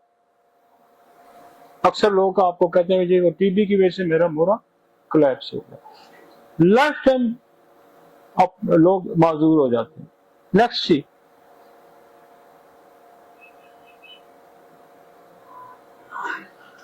ट्यूबरकुलोसिस ऑस्टियोमाइलाइटिस को कहता है कि प्राइमरी जो है ये टीबी लंग्स में थी, seeding to bone occur in primary phase remain dormant, तो बोन के अंदर आ गई और बड़े को पता ही नहीं चलता, कई साल गुजर जाते हैं। पता उस वक्त चलता है कि जब दर्द होता है, मूवमेंट मुश्किल होती है, जाके टेस्ट कराता है, वो कहते हैं वो हो तो इसको तो बोन टीबी है। मैं आपको अक्सर हमारे पास जब भी ये जो सेंट्रल लाइन एरिया है, आपका जो थोरेसिक एरिया है, सर्वाइकल ऊपर वाला, दरमियान में जो है थोरेसिक होता है, नीचे आपका लंबर सैक्रल है, और फिर कॉक्सिक है। कॉक्सिक हो गया, थोरोस जो लंबर हो गया, सैक्रल रीजन हो गया, सर्वाइकल रीजन हो गया, ये मोस्टली बाद में ऑस्टियोफाइट डेवलप हो जाते हैं, बाद में इंजरी हो जाती है, बाद में वेट लिफ्टिंग की वजह से कोलैप्स कर जाते हैं, वो हमने बड़ा डिटेल इसको डिस्कस। दरमियान वाला एरिया जब भी इन्वॉल्व होगा, ये ध्यान में रखें, यहाँ कोई मेजर प्रॉब्लम, क्योंकि इसको रिब्स ने बड़ा बांध के रखा था, इस एरिया को सपोर्ट होती है इसको। तो ये सपोर्टिंग एरिया जो है, जो पसलियों के साथ बांधा हुआ एरिया है, ये अगर खराब होता है तो यहाँ लाजमी टीबी होगी, या मैलिग्नेंसी होगी, या कैंसर होगी। तो क्लिनिकली फीचर जब हम देखते हैं कि यार ये एरिया इन्वॉल्व है। अब जब लंबर वाला इन्वॉल्व होता है, तो मैं ऐसे पहला सवाल मैं पूछता हूँ कि वजन उठाया था, कहता है हाँ जी वेट लिफ्ट किया। मतलब ये एरिया जब भी आता है, आप 95% आप बिल्कुल आप फतवा दे देंगे सर्वाइकल ऑस्टियोफाइट्स हैं, यहाँ ऑस्टियोफाइट्स बनेंगे, क्योंकि ये सिर्फ हेड को होल्ड कर है। तो यहाँ सर्वाइकल स्पाइट बनेंगे, तो यहाँ कंप्रेशन राइट लेफ्ट आना शुरू होगा। तो हर एरिया की पैथोलॉजी है, हर एरिया के कॉजेज आपको जानने बड़े जरूरी है, इसके बगैर आप इलाज नहीं कर सकते। आपका मरीज आपके पास जब आएगा, तो आपको जब आप कहेंगे यहाँ कोई बड़ी खराबी है भाई, इसको मैंने एक्सरे कराना है या मैंने सीटी स्कैन कराना है, तो वो समझ जाएगा कि बंदा मेरा जो है सही पहुंच गया। अब मेरे पास लोग आते हैं जी, मैं उसको पहले मैं कहता हूँ आपका L4-5 कंप्रेशन है या S1 कंप्रेशन है, तो अंदर फाइल से निकालता है MRI, देखें जी वाकई यही कंप्रेस है। तो ये आपका क्लिनिकल एक्सपीरियंस है कि ये शैटिक कंप्रेस होगा। शैटिक 5 नर्व ही निकलते सैक्रल 1, 2 और L4-5 से निकलती हैं, तो आपको यही 5 मोरे आप आइडेंटिटी करते हैं, तो शैटिक नर्व होते हैं। तो दिस इज द सिम्टोमोलॉजिकली आप ऊपर जाते हैं, क्योंकि आपको पैथोलॉजी का पता है, फिर आप सिम्टोमोलॉजी आप पॉजिटिव फैक्टर पे चलेंगे। जब तक आपको पैथोलॉजी का नहीं, लोकल का उसका नहीं पता कि क्या प्रॉब्लम है, सिम्टम पे आप कभी भी नहीं जज कर सकते। हमें पता है कि 5 मोरे इन्वॉल्व होते हैं शैटिक नर्व में। तो जो बंदा कहेगा मैं उसको कहूंगा कि L4-5 में S1 में कंप्रेशन है, तो वो कहेगा हाँ जी MRI में तो यही कुछ लिखा, और कॉमनली L4-5 S1 ही पकड़ा जाता है। बहुत कम होता है कि S2 इन्वॉल्व हो, L3-4-5 इन्वॉल्व हो। तो ये देखें, वो कह रहे हैं कि प्राइमरी टीबी लंग से आके ये बोन्स देखें, ये सारी बोन्स में। और काइफोसिस क्या होता है? काइफोसिस और के उसकी हंच बैक जैसे हो जाती है, वो ऐसे बेंड हो जाए। This is a kyphosis. ये जो इस हड्डी की डिफॉर्मिटी जब आएगी तो फिर काइफोसिस हो जाएगा। Metal track down sheets of molar muscles, और ये वो कहता है कि collapse of vertebra bodies leading to scoliosis. Scoliosis क्या है कि आपकी बैकबोन एस शेप में होगी, टेढ़ी होगी। जब भी आपको ये ध्यान में रखें कि जो एस शेप आएगी, जिसको कहते हैं स्कोलियोसिस, या हंच बैक आएगी, कुबड़े जैसे होते हैं, या काइफोसिस होगा, ये पिजन चेस्ट बार आ जाएगी। तो ये ध्यान में रखें कि 90% से बाबा टीबी का रोल है, या फिर उसके बाद जो बचता है वो सिफिलिस का रोल है।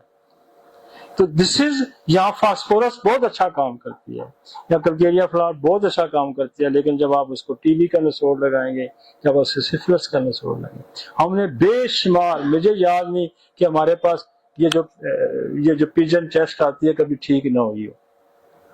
हमारे पास बच्चे आते हैं ना पिजन चेस्ट का, बेशुमार बच्चे।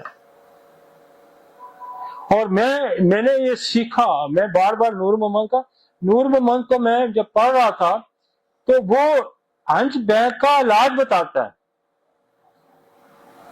और वो हंच बैक का इलाज बताता है 2-2 साल, 2.5 साल लगेंगे, और आप इसको ड्रोसरा देते रहे, आप इसको ओरोमेट देते रहे, आप इसको फास्फोरस देते रहे, फिर उसको लटा के वो कहता है इसको प्रेस भी करते रहे।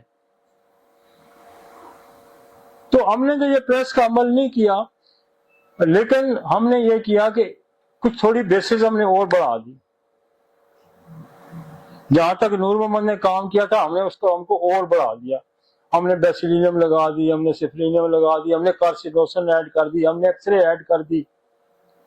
तो हमारे रिजल्ट, तो मेरा उसके साथ कभी जिंदगी में मुकालमा होता है, अभी भी हो तो बहुत खुश हो कि इसने हमारे काम को आगे बढ़ाया।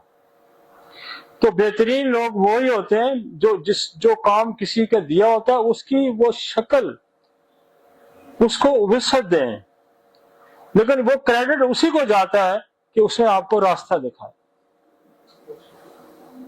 उसने आपको रास्ता दिखाया। हमने बेशुमार उस पर मजीद काम किए।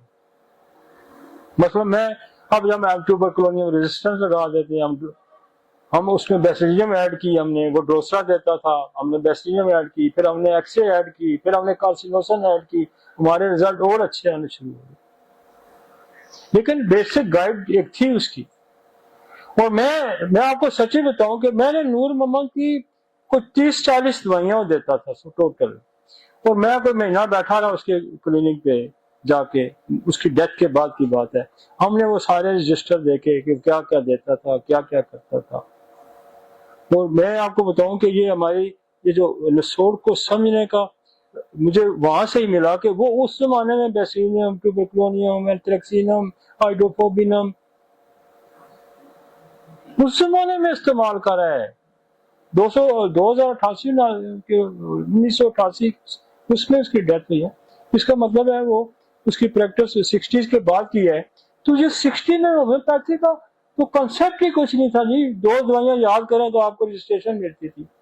तो जो बंदा उस वक्त सिफलिनियम का इस्तेमाल करे, उस वक्त ट्यूबरकुलोनियम का इस्तेमाल करे। लेकिन ये नूर मोहम्मद का भी कमाल है। लेकिन अगर बोरक को पढ़े तो बोरक तो 100 साल पहले ट्यूबरकुलोनियम, अगर उसकी रिलेशनशिप पढ़े तो स्टेफिलोकोकस, स्ट्रेप्टोकोकस, सिफलिनियम का इस्तेमाल कर रहा है। पढ़े ना, न्यूमोकोक्सिन का इस्तेमाल कर रहा है। इसका मतलब साइंस तो मौजूद थी, इस्तेमाल करने वालों की आंखों में वो नहीं गुजरी। मैं पिछले दोस्तों को मैंने कहा मैं सल्फ्यूरिक एसिड मैंने तो 400 दफा पढ़ी होगी, लेकिन मैं किसी चीज और को ढूंढने निकला तो मैंने जो उसकी स्किन का चैप्टर पढ़ा तो उसमें लिखा स्टेप्टोकोकस को और स्ट्रेप्टोकोकस को भी ठीक करती है। इसका मतलब कसूर तो मेरा था कि मैंने पिछले 40 साल सल्फ्यूरिक एसिड को भी सही तरीके से नहीं पढ़ा। तो हम ठीक ऐसे करते। आज जो लोग कहते हैं कि जी वो ये नसोड़ लेके आ गए। भाई नसोड़ मैं क्या लेके आया? तो बोरो की किताब अपने टेबल से उठा कर पढ़े था, मैं देखता हूँ तुम्हारी प्रैक्टिस कैसे चलती है।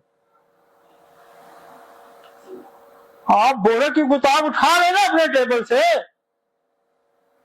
तो भाई बोरो की आपने टेबल पे किताब, उसी को आप पढ़ते हैं, उसी से आप प्रैक्टिस कराते हैं, तो उसी के खिलाफ बोलते भी हैं। इससे कमीनगी कोई होगी? इससे कमजोरी कोई होगी? नहीं होगी। तो ये बदयांती है सिस्टम के साथ। आप जिसको पढ़ते हैं, आप लोगों बच्चों को बताएं कि हमने वहां से पढ़ा है, तो ये बात जो है ये देखें। आप कोई अपने पल्ले से बात करते हैं तो वो और बात है, आप कुरान पाक का हवाला देखे तो उसको तो फिर उसकी सच्चाई को तो कोई रोक नहीं सकता। आप बात करते हैं मैं ऐसे करता हूं, आप अर्जेनन की क्लास का हवाला देते हैं, उसको तो फिर कौन रोक सकता है? आप कैंट का, नैश का आप हवाला देते हैं, फिर उसको कौन रोक सकता है? उन्होंने तो इसके बीज बोए, उसने इसकी आबियारी की है। तो मैं ये भी कह सकता था कि ये सल्फ्यूरिक एसिड काम करता है। भाई नहीं, भाई बच्चों को आप पढ़ाएं कि ये कहां से मिला है। ये आज की बात नहीं है भाई, ये 100 साल पुरानी बात है। हमें बताई नहीं गई, हमें समझाई नहीं गई। आप कहते हैं, आप देखें जी 1920 में किताब लिखी गई है बोरे की, या 19 में, या 18 में लिखी गई है। 1904 में लिखी। अब देखिए 1904 में उसने लिखी है, और उसमें अगर आप ट्यूबरकुलोनियम पे पढ़े, उस वक्त ट्यूबरकुलोनियम उसने लिखी हुई है। आप ट्यूबरकुलोनियम के रिलेशनशिप में चले जाए, वो कहते हैं जिस बंदे को वैक्सीन लगी हुई है उसको ट्यूबरकुलोनियम नहीं काम करती, मैं सूजा दे के देता हूं फिर काम करती है। फिर जब ट्यूबरकुलोनियम के साथ स्टेफिलोकोकस मिल जाता है तो मुझे ट्यूबरकुलोनियम के साथ स्टेफिलोकोकस देना पड़ता है। जो कहते हैं ना दो दवाइयां कहां से आ गई, और फिर वो कहता है मुझे स्टेफिलोकोकस भी देना पड़ता है, 3 भी शामिल हो जाते हैं। बाद मरीज ऐसे आते हैं, हम उनका कल्चर कराते हैं तो 2 बैक्टीरिया निकले होते हैं, 3 निकले होते हैं। इकोलाई भी निकला हुआ जी, सूडोमोनास भी निकला हुआ, स्टेप्टो भी निकला, स्टेप्टो आप कल्चर कराए कर देखें ना। तो एक बैक्टीरिया को दूसरा बैक्टीरिया बड़ा हो तो मारने की सलाहियत रखता है, लेकिन आप अगर 2 सोल का भी इस्तेमाल करते हैं तो मैंने तो नहीं किया, तो बोरोक भी करता था। तो कहता जब ट्यूबरकुलोनियम मेरी नहीं काम करती तो मैं फिर सिक्लिनियम ही देता हूं। वो उठा के पढ़ लेना। तो जब हम इसको, अब उस बेचारे का कसूर तो नहीं, उसमें क्लेमेडिया नहीं था, उसमें एच पेलोरी नहीं था, उसमें ट्यूबरकुलोनियम रेजिस्टेंस नहीं थी, उसमें कोरोना नहीं था, उसमें इन्फ्लुएंजा नहीं था। देखें बहुत सा इन्फ्लुएंजा भी उसने लिखा। बेशुमार बैक्टीरिया ऐसे हैं जो उस वक्त नहीं थे। तो मुझ पे आप पे क्यों जुर्म है? जब हम अपने घर का चूल्हा ही बोरो की किताब पढ़ के चलाते हैं, कैंट की किताब पर चल के आते हैं। यार खुदा का खौफ करें भाई, लोगों को क्या समझा रहे हैं आप, क्या पढ़ा रहे हैं आप? ठीक है जी, चलें जी आगे चलते हैं।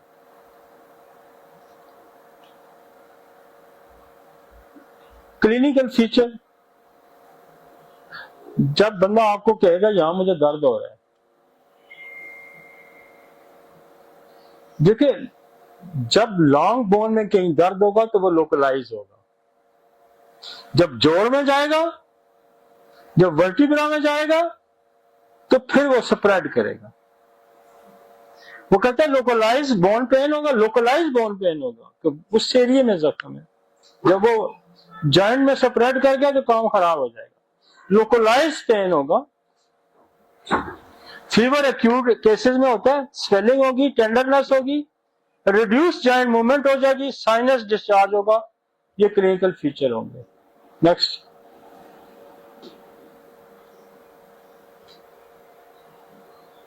ये उसको वही चीजें उसने पिक्चर की शक्ल में दे दी है। पेन होगा, फीवर होगा, रेडनेस होगी, देखें ये, और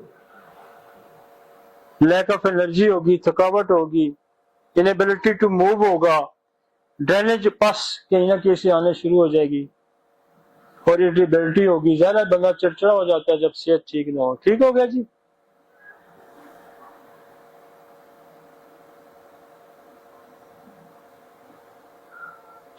ये वो इस एरिया को आपको एक्सप्लेन कर रहा है। हाँ, फर्स्ट मेटा हॉर्सल हेड है, ऑस्टियोमाइलाइटिस है। मतलब आपको डिफरेंट एंगल से पाँव का वो समझा रहा है कि ये खराब हुआ है और ये इस तरह से इन्वॉल्वमेंट हो जाती है। आगे चलते हैं, ये डायबिटिक फुट है, ऑस्टियोमाइलाइटिस है, राइट फुट है, लेबोरेटरी डायग्नोसिस क्या है जी, ल्यूकोसाइट्स, एक्यूट, ईएसआर, सीआरपी।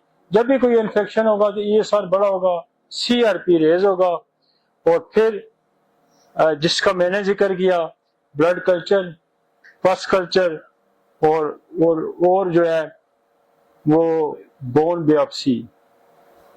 ठीक है जी, x ray, MRI, CT scan, bone scan. और आपके पास वैसे में जो लोग आते हैं ना, ये मैं आपको बता दूं, ये सारा करा के आए होते हैं। अल्टीमेटली वो कहते हैं आप होम्योपैथी की तरफ चले जाते हैं, क्योंकि शायद कोई काम हमारा बन जाए, मतलब शायद काम बन जाए, लेकिन जहां 100% बनना चाहिए। शायद को हटाएं लोगों के जहन में, लोगों को फिर भी आपसे उम्मीद है, लोगों को सिस्टम से उम्मीद है, मुझसे नहीं है, आपसे नहीं होगी, लेकिन सिस्टम से लोगों को उम्मीद है कि यार कोई बंदा, लोगों को पता चलता है तो यार फलां बंदा ठीक हो गया था, तो कहता है शायद मेरा भी कोई काम चल जाए। लेकिन जब हम साइंटिफिकली लोगों का इलाज करना शुरू कर देंगे तो आपकी एक्यूरेसी बड़ी रहेगी। जब आपको स्टेप्लो डायग्नोज करके, स्टेप्लो टीबी डायग्नोज करके बाहर लाएंगे, सूडोमोनास, इकोलाई बाहर लाएंगे, फिर आपके पास इलाज के रास्ते होंगे, तो फिर लोग आपकी तरफ बढ़ेंगे, बिल्कुल बढ़ेंगे। और मुझे खुशी है कि आज से 30 साल पहले की जो लोगों की रेशो थी उसमें बहुत इजाफा हुआ, बहुत फर्क पड़ा है। होम्योपैथिक डॉक्टर सोच भी नहीं सकता था कि वो कल्चर कराएगा, इवन एलोपैथिक डॉक्टर कल्चर नहीं कराता। इतनी फाइलें लोगों के पास उठाई होती है, उनके पास कल्चर रिपोर्ट नहीं होती। वो अब सोचने में एलोपैथिक डॉक्टर भी स्पेशलिस्ट में मजबूर है, ये कहां से डायग्नोसिस होम्योपैथिक वाले करा के भिजवा रहे हैं। यकीन माने, हैरत होती है उनको। और मैं उनको ये कहता हूं कि देखो, ये जो होम्योपैथी की जो साइंस है ना, ये आप कहते हैं ना जहां एलोपैथी एंड होती है, बेसिकली इनके जो फाउंडर था या उसके दो दोस्त थे, उसके जो साथी थे, वो एलोपैथिक डॉक्टर थे, अपने जमाने के पाए के डॉक्टर थे। ये साइंस उसके आगे की साइंस निकली है, और हम ये समझते हैं कि उससे कोई पीछे की साइंस है। और जब जो मैं लैंग्वेज बोल रहा होता हूँ तो ये एलोपैथिक डॉक्टर सुनते हैं तो उनको पता चलता है कि ये हमसे एडवांस साइंस है। तो ये हकीकतन उनसे एडवांस साइंस था। खराब क्या गया, ये पतली पतली गर्दनों वाले, छोटी छोटी, जिनको कपड़े पहनने का तरीका नहीं आता, जिनका एक्सेंट ठीक नहीं है, जिनको टर्मिनोलॉजी नहीं आती, वो इस होम्योपैथी के ठेकेदार बने हुए हैं। और हम इंशाल्लाह उनको, ये मेरी नस्ल जो आने वाली नस्ल है, वो जो समझ रहे, सीख रहे हैं, ये चले जाएंगे और हम एडवांस साइंस दुनिया में हम कहलाएंगे। क्योंकि इसके जो बानी लोग थे वो कोई मामूली डॉक्टर नहीं थे, वो इन्हीं जो सर्जन जो आज आपको नजर आते हैं, इन्हीं की एडवांस शक्ल में लोग बैठे होते हैं, इससे आगे सोचने वाले लोग बैठे होते हैं। हमें जो विरासत मिली है वो कोई तिब से नहीं मिली, कोई आयुर्वेदिक से नहीं मिली, कोई यूनानी से नहीं मिली, हमें एलोपैथिक डॉक्टरों की एडवांस शक्ल में उन्होंने एक नया निजाम दुनिया को दिया, हमें विरासत वो मिली है, हमारी तो लेगेसी वो है। और हम जाके लोगों से छुपते फिर रहे हैं कि जी हम तो हो। लोग आप खुले दिल से जाके आप बात करते हैं और लोग अप्रिशिएट करते हैं कि अच्छा आप होम्योपैथी ओहो बिल्कुल खाएं, जरूर खाएं। वो ऐसे मेरी जिंदगी के वाकयात है। मैं नहीं चाहता कि हम किसी सिस्टम को समझे, ऐसे लोग आते हैं। आप मैं अल्लाह से माफी भी मांगता हूँ, तौबा भी करता हूँ, इंकिसारी में भी जाता हूँ कि वहां एंड होती है तो वाकई फिर इधर आते हैं। और उसकी वजह से है कि हम उनकी उस जबान से आगे निकलते हैं। हम जब ये कहेंगे कि आप छोड़ दीजिए, हम नहीं जानते जी ऑस्टियोमाइलाइटिस बुला का नाम है, तो कहेंगे यार इससे मैं इलाज क्या करूं, हाँ भला मात बता। जब मैं उसको ब्रीफ करूंगा कि व्हाट इज द ऑस्टियोमाइलाइटिस की कॉजेटिव फैक्टर क्या है, तो मैं कहूंगा कि आपने इसका कल्चर कराया हुआ है, इसमें स्टेप्लो निकला हुआ है, स्टेप्लो निकला हुआ है, ट्यूबरक्लोनियम निकला, ट्यूबरक्लोसिस निकला हुआ है, तो तब उसकी आंखें खुलती है ना कि ये जानता कि व्हाट इज द ऑस्टियोमाइलाइटिस। अगर मैं पहले जानता हूं तो फिर मैं कोई दवाई निकालूंगा, ठीक है ना। जब मैं नहीं जानता तो कहेगा इसको तो पता ही नहीं है ऑस्टियोमाइलाइटिस क्या होता है। तो हमें जब हम इस पे करेंगे, जब हम इस पे बात करते हैं, जब हम इसका हल भी लोगों के सामने रखेंगे कि ये ऑस्टियोमाइलाइटिस है, इसका ये हल है, तो फिर लोग आप पे यकीन करेंगे, फिर आपकी तरफ लोग आएंगे। चलें जी, रेडियोलॉजी फाइंडिंग है, लैक्टिक लीजन होगा, पेरियोस्टियम रिएक्शन होगा, सिकोमेस्टम होगा, इन्वॉल्क्रम होगा, बोन डिस्ट्रक्शन आएगी, ये तो आपको फाइंडिंग आ जाती है। आगे चलते हैं, complication chronic osteomyelitis, septic arthritis पर शुरू हो जाएगा। पैथोलॉजी की फ्रैक्चर है, ग्रोथ डिस्टर्बेंस चिल्ड्रन में है, ग्रोथ रुक जाएगी जब आपका बोन मैरो इन्वॉल्व हो जाएगा, आपका मास्टर सेल डिस्टर्ब हो जाएगा। अमाइलोइडोसिस होगा, लॉन्ग स्टैंडिंग, और स्क्वैमोस सेल कार्सिनोमा, और फिर स्क्वैमोस सेल कार्सिनोमा बन सकता है, साइनस ट्रैक्ट बन सकता है। आगे चलते हैं,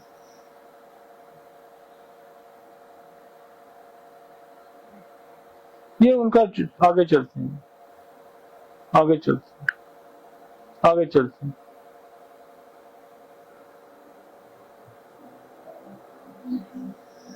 वो फिर कहता है कि staphylococcus is most common cause, MRI most sensitive to imaging, bone biopsy, ये आगे करता है, की पॉइंट बता रहा है आप। आगे चलते हैं जी, दिस इज द मेथड।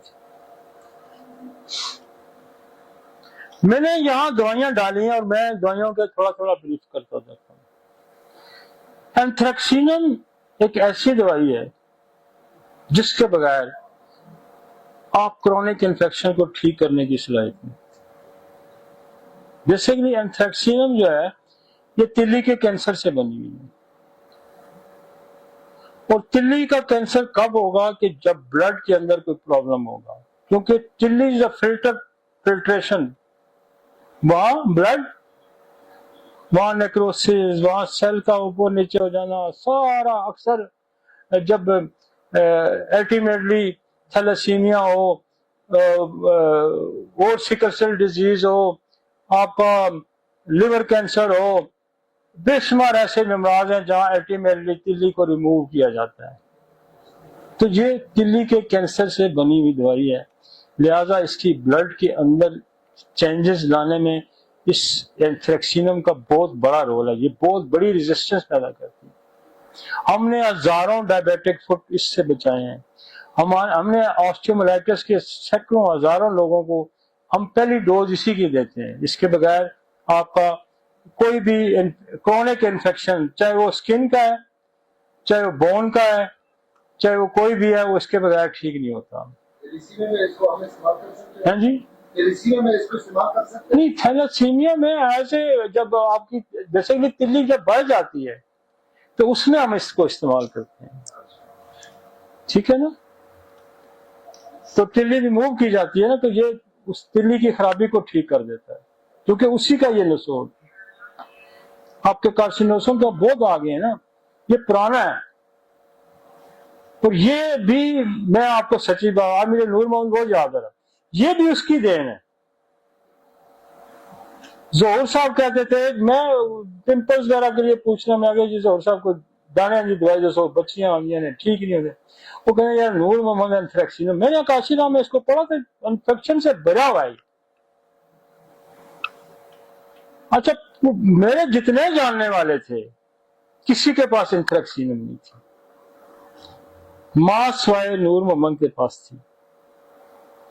मैं लाहौर भी गया, मुझे इन्फेक्शन, मुझे किसी ने कहा कि उसके पास पता था, नूर मोहम्मद साहब का बेटा था रशीद, तो उसके पास जब मैं गया ये बहुत पुरानी बात है, 30-32 साल पुरानी बात है। तो मैंने कहा यार मुझे एंथ्रेक्सीनम मुझे पता चला कि शायद आपके पास मिल जाए। कहता मेरे पास एक ही बोतल है, लेकिन मैंने इस शर्त पे दूंगा कि मुझे इससे कतरे देगा तो मुझे भी 1 MP के पास। फिर मैंने डोलिसिस की मंगवाई CM में एंथ्रेक्सीनम। तो आप अंदाजा लगा लें कि मुझे एंथ्रेक्सीनम इस्तेमाल करते भी 30-35 साल हो गए। तो मैंने सबसे पहले हमने ये दानों के लिए शुरू की है, फिर मैंने इसको सोराइसिस में यूज किया, फिर मैंने इसको इन्फेक्शन में जरूर किया, फिर खुद बेतहाशा इस्तेमाल आया एंथ्रेक्सीनम। ये लंग्स कैंसर की भी दवाई बेशुमार। बहरहाल एंथ्रेक्सीनम के बारे में जितना भी बोला जाए कम है। मतलब आप कोई भी क्रोनिक इन्फेक्शन है, मैं नहीं समझता कि आप एंथ्रेक्सीनम के बगैर ठीक कर सकते। आ गया मजा? सिफलिनियम बेसिकली डिस्ट्रक्टिव हड्डियों को खा जाता है। हम जितनी बोनी डिजीजेज हैं, जितनी बोनी डिफॉर्मिटी हैं, हम सिफलिनियम का जरूर इस्तेमाल करते हैं। ये बोन्स को स्ट्रेंथ देती है, गलने सड़ने के अमल को ठीक करती है। और सिफलिनियम पे अगर किसी ये जो हड्डियों की ग्रोथ को ठीक करती है हड्डियों पे, और सिफलिनियम सबसे पहले जो पकड़ी गई है वो ब्रेन में। ये बेसिकली न्यूरोलॉजी की बड़ी दवाई है। ब्रेन के अंदर सिफिलिस सबसे ज्यादा पाया गया, और पहली डायग्नोसिस ब्रेन की जो बायोप्सी अगले ने की, ब्रेन को खोला तो उसने कहा इसके अंदर तो सिफिलिस का बैक्टीरिया मौजूद है। जबकि हम ब्रेन पैथोलॉजी में हम इसको यूज ही नहीं करते, हड्डियों में यूज की जाती है। नूर मोहम्मद ने भी इसको हड्डियों में बहुत यूज किया। ब्रेन पैथोलॉजी में आपका साइकोट्रिक का भी बड़ा रोल है, जहां मेडोरिनम देखे आपकी याददाश्त खत्म कर देती है। किसमें? नहीं, हड्डी की जो वीकनेस है ना, अब आपको हमने बताया कि हड्डी को कमजोर करने वाली चीजें कौन सी है। TB inherited, cancer inherited, syphilis, ये सारी हड्डियों को खाने वाली चीजें ना। एक्सरे जो है, क्योंकि मैं इतनी डिटेल तो नहीं बोलूंगा ना, मैं जरा दो लाइनें बोलता हूँ, अकॉर्डिंग टू सब्जेक्ट बोलना है ना। एक्सरे बेसिकली डीएनए का क्या एक्सेस होता है?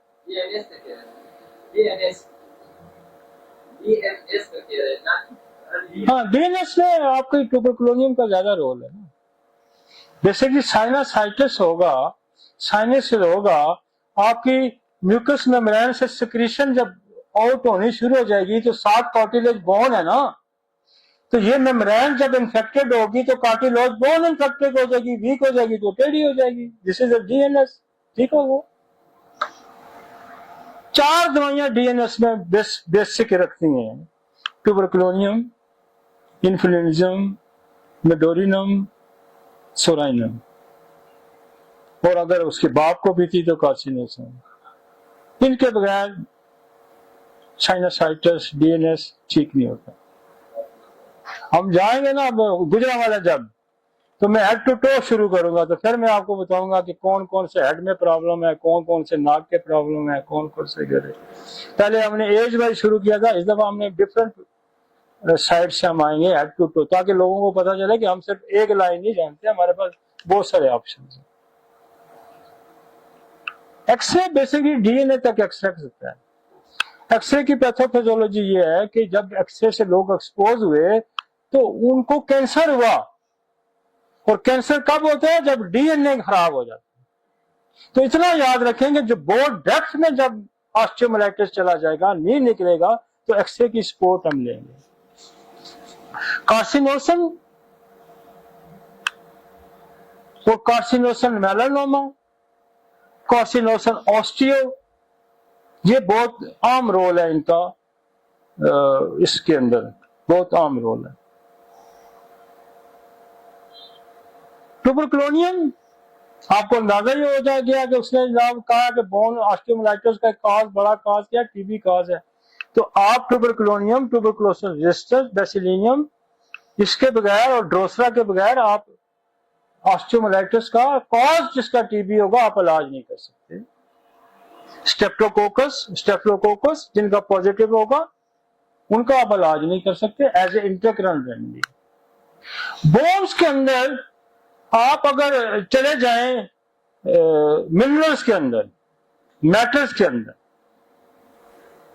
तो ओरोमेट मिनरल ग्रुप से टॉप पे दवाई है। और हड्डियां, अगर आप ओरोमेट को पोर से पढ़े तो हड्डियों की ये जान है, हड्डियां इसके बगैर खोखली हैं, हड्डियां इसकी खाई जाती हैं। हड्डियां ऑस्टियोप्रोसिस हो, ऑस्टियोपीनिया हो, ऑस्टियोफाइट्स हो, ओरम की बतौर एक हेल्पिंग मेडिसिन की आप ठीक ही नहीं कर सकते। और ऑस्टियोमाइलाइटिस क्या है कि जब बोन्स की अपनी जो कंपोजिशन है, जिसमें कैल्शियम है, जिसमें सल्फर है, जिसमें फास्फोरस है, जिसमें कैल्केरिया है, वो कंपोजिशन जो है वो जब तक उसको ओरोमेट स्ट्रेंथ नहीं प्रोवाइड कर, उसकी कंपोजिशन दुरुस्त नहीं। वो रेगुलेटर है उनका ये। और आप ओरोमेट हर उस बोन की बीमारी के अंदर अगर ओरोमेट बतौर हेल्पिंग मेडिसिन देंगे तो आपका रिजल्ट जो है वो बहुत अच्छा हो जाएगा। और बोन और ओरोमेट के बगैर बोन का इस्तेमाल जो है, बोन ठीक होना बड़ा मुश्किल काम है। और हनीमन देखें, हनीमन कितना बड़ा आदमी है कि वो कह सकता था ना, मैंने ओरोमेट के बारे में ये देखा, मैंने ये समझा, तो वो कह देता ना। वो असल में लोग आपको जब पढ़ा रहे होते हैं, टीच कर रहे होते हैं, तो वो इखलाकी दर्स भी दे रहे होते हैं। उसने कहा ओरोमेट को मैंने अरबी फिजिशियन से समझा। कितनी मजे की बात। फाउंडर ऑफ होम्योपैथी कहते हैं मैंने किसी से सीखा। क्रिश्चियन है तो मुसलमान का नाम ले रहा है, उससे सीखा, जाबर का, और उसका नाम लिया उसने। वो आप मटीरियल मेडिका उसका पढ़े ना, इब्ने खल्दून और जाबर, इनके नाम लिए उसने कि मैंने सोने का इस्तेमाल इनसे सीखा। इखलाकियात दर्स भी ये दे रहा है कि इंसान कोई बड़ा नहीं होता, कहीं ना कहीं सीख के बड़ा बनता है।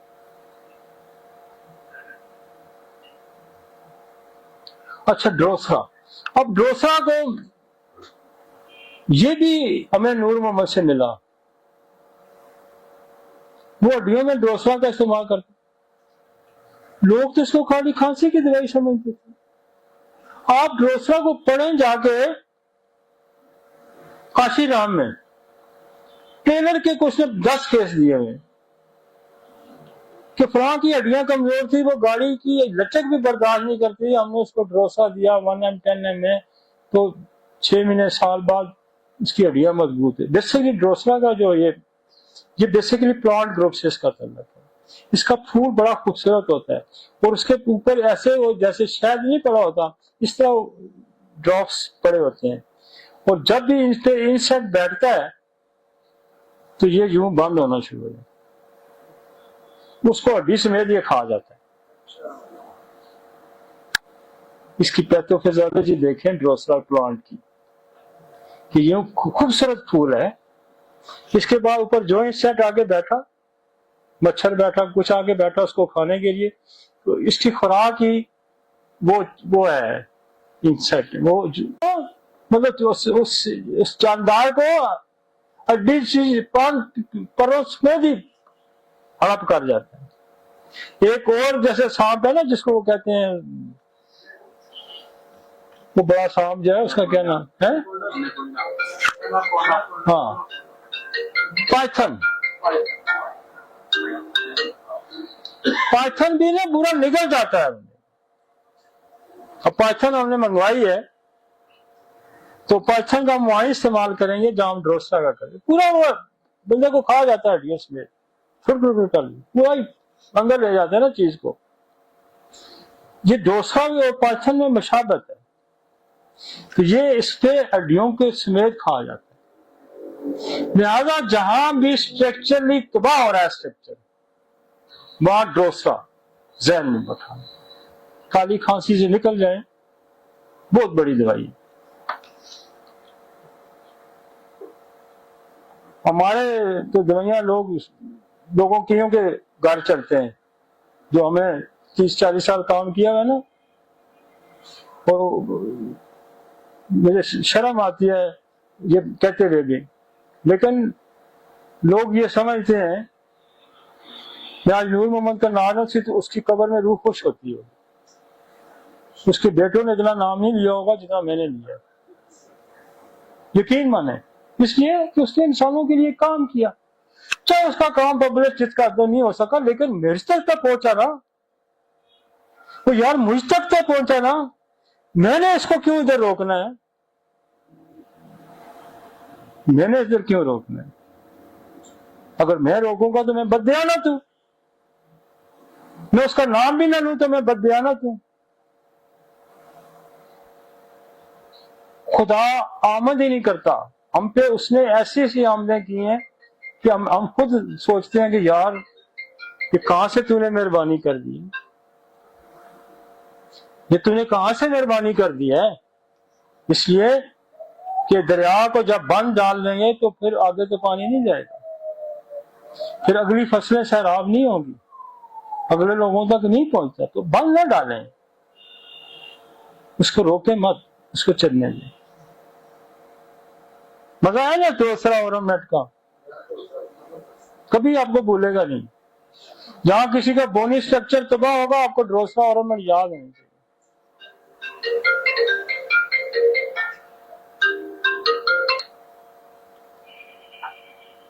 कैनाडीडा बेसिकली फंगल इन्फेक्शन है, ईस्ट कैनाडीडा, और कैनाडीडा भी पहले से ज्यादा एक इन्फेक्शन मौजूद है, लेकिन इसका नसोर भी हमने इंट्रोड्यूस कराया है।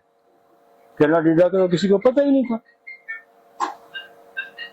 मैं मैनचेस्टर में हॉस्पिटल में था तो मुझे उसने कहा कि इसको ना फंगल है, तो मैंने कहा ईस्ट है या कैनाडीडा है, तो मुझे कह दिया आपको कैसे पता है गोरी।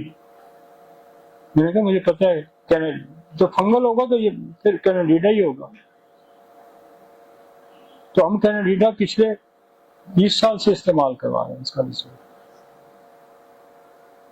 इकोलाई, सूडोमोनास, सिम्फाइटम, जहां फ्रैक्चर होगा, ये सिम्फाइटम ऐसी दवाई है कि जो पैदाशी बच्चे हमारे पास आते हैं 2 साल 4 साल के, जिनके फ्रैक्चर नहीं ठीक होते, फ्रैक्चर हो जाते हैं, टूट जाते हैं, यकीन माने हमने सैकड़ों बच्चे जो है ना सिम्फाइटम से ठीक किए। पीछे मतलब आपका सी वगैरह लगा के, ड्रोसरा और लगा के, सिम्फाइटम फ्रैक्चर को, ना सिर्फ फ्रैक्चर को ठीक करती है बल्कि उसको प्रोटेक्ट करती है, फ्रैक्चर होने के अमल को रोकती है।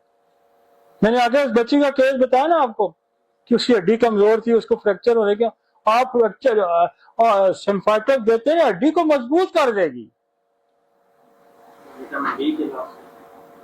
विटामिन डी तो बेसिकली और सोर्स है, लेकिन विटामिन डी की वजह से अगर हड्डी कमजोर हो रही है तो सिम्फाइटम, कल्केरिया फास, फास्फोरस, कल्केरिया कार्ड, ओरोमेट, सिलेशिया, एसाफोटेडा, ये वो ऐसी दवाइयां हैं जो हड्डी की जान है। और आप देखेंगे हार्मोनल इश्यूज पे आ जाती है, जैसे सिपिया। सिपिया आपका जो एस्ट्रोजन लेवल या प्रोजेस्टेरोन लेवल है या टेस्टोस्टेरोन लेवल को इंप्रूव करती है। जब वो इंप्रूव होगा तो हड्डियां भी बेहतर हो जाती हैं। हमारे पास जो रिकटी बच्चे पैदा होते हैं, हम उनकी माओ को सिपिया और कल्केरिया फास खिलाते हैं, हम उनको सिफलिनियम खिलाते हैं, हम उनको ओरोमेट खिलाते हैं। उनके यहाँ रिकटी बच्चे पैदा नहीं होते थे।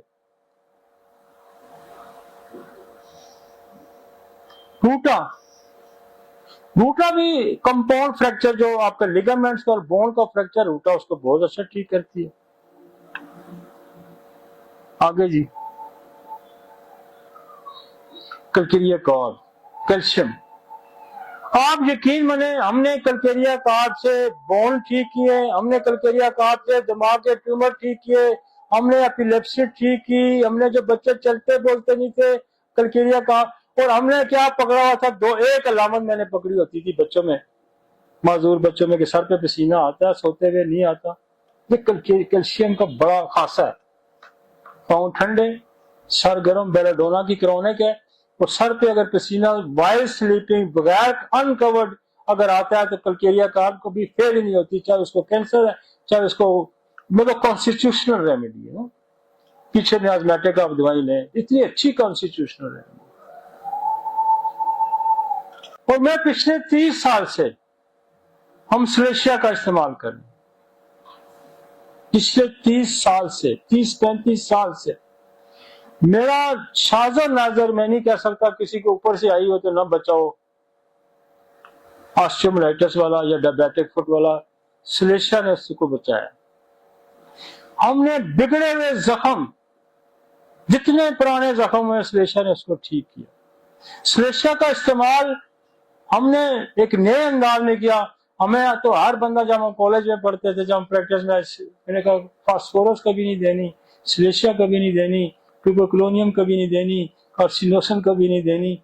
वो मैं जब पढ़ता हूँ तो वो कहता है सिलेशिया तो टीबी की दवाई है, तो फिर क्यों नहीं देनी।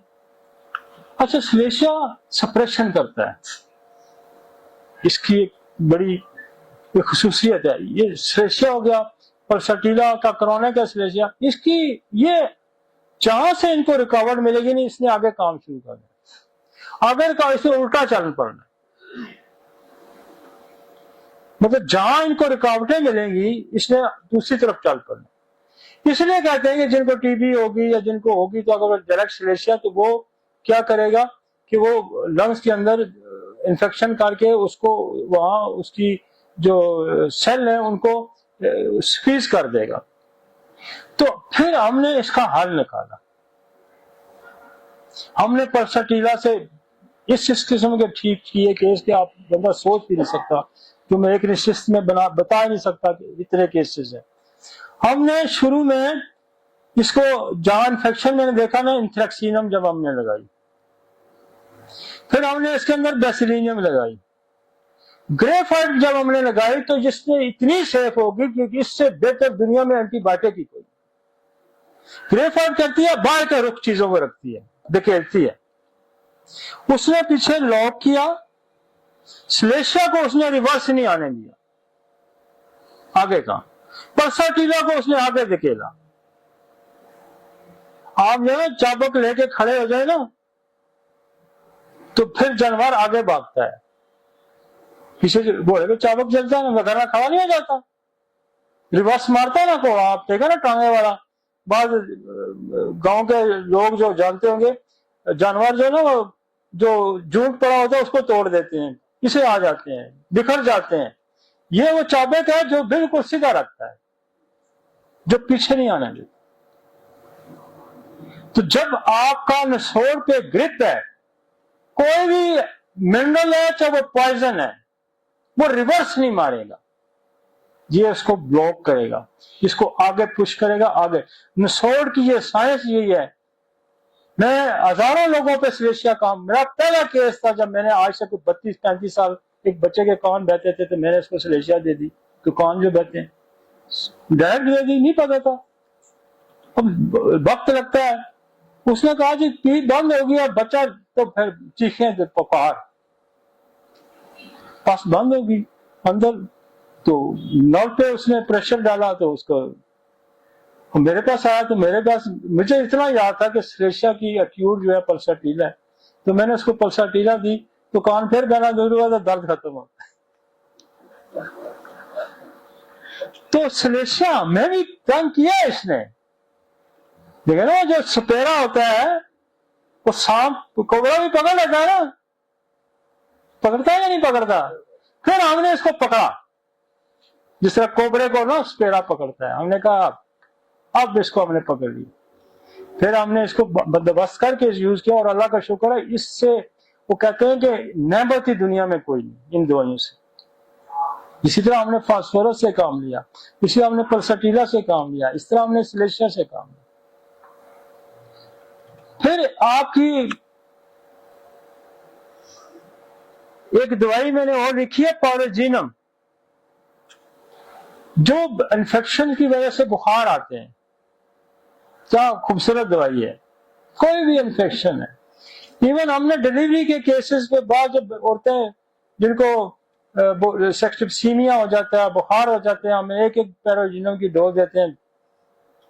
पायरोजिन कहते हैं उसको कि वो एजेंट जो बुखार पैदा करता है, बुखार के इंटरनल एक्सटर्नल पैरोजन कहते हैं उनको, जो हमने बुखार के लेक्चर में पूरा मैकेनिज्म है। ये तो पैरोजन ला लफ्ज भी वहां से आया है, पैरोजन का मतलब वो एजेंट जो बुखार पैदा करता है, ये बुखार को ठीक करती है, उस इन्फेक्शन को भी कम करती है जिस इन्फेक्शन की वजह से बुखार आता है। एक और दवाई लिखी है हमने, गन पाउडर।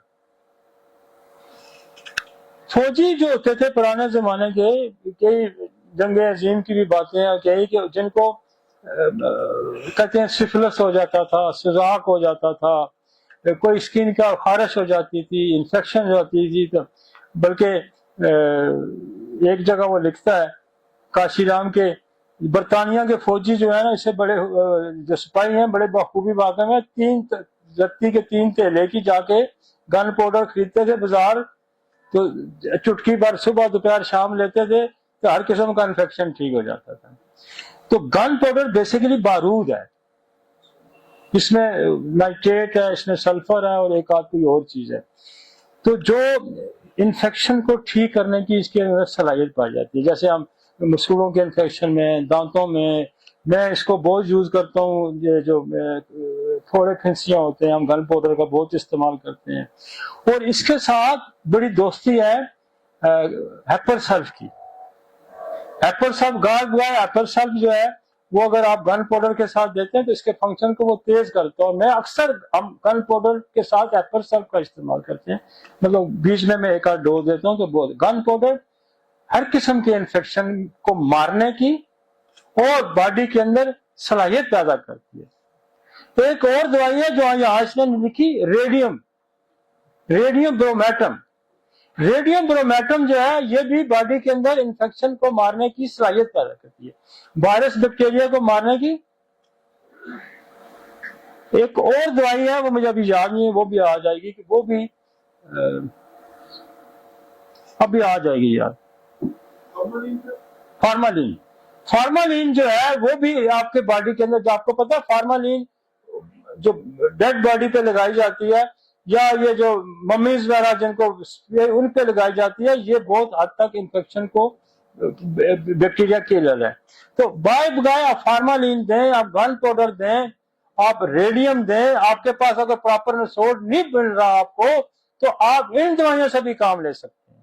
अब रेडियम बहुत अच्छा बॉडी के अंदर इन्फेक्शन मारने की सलाहियत रखती है, गन पाउडर का भी यही काम है। और एक और दवाई है सल्फ्यूरिक एसिड, ये 2 बैक्टीरिया का उसने मेंशन किया हुआ है।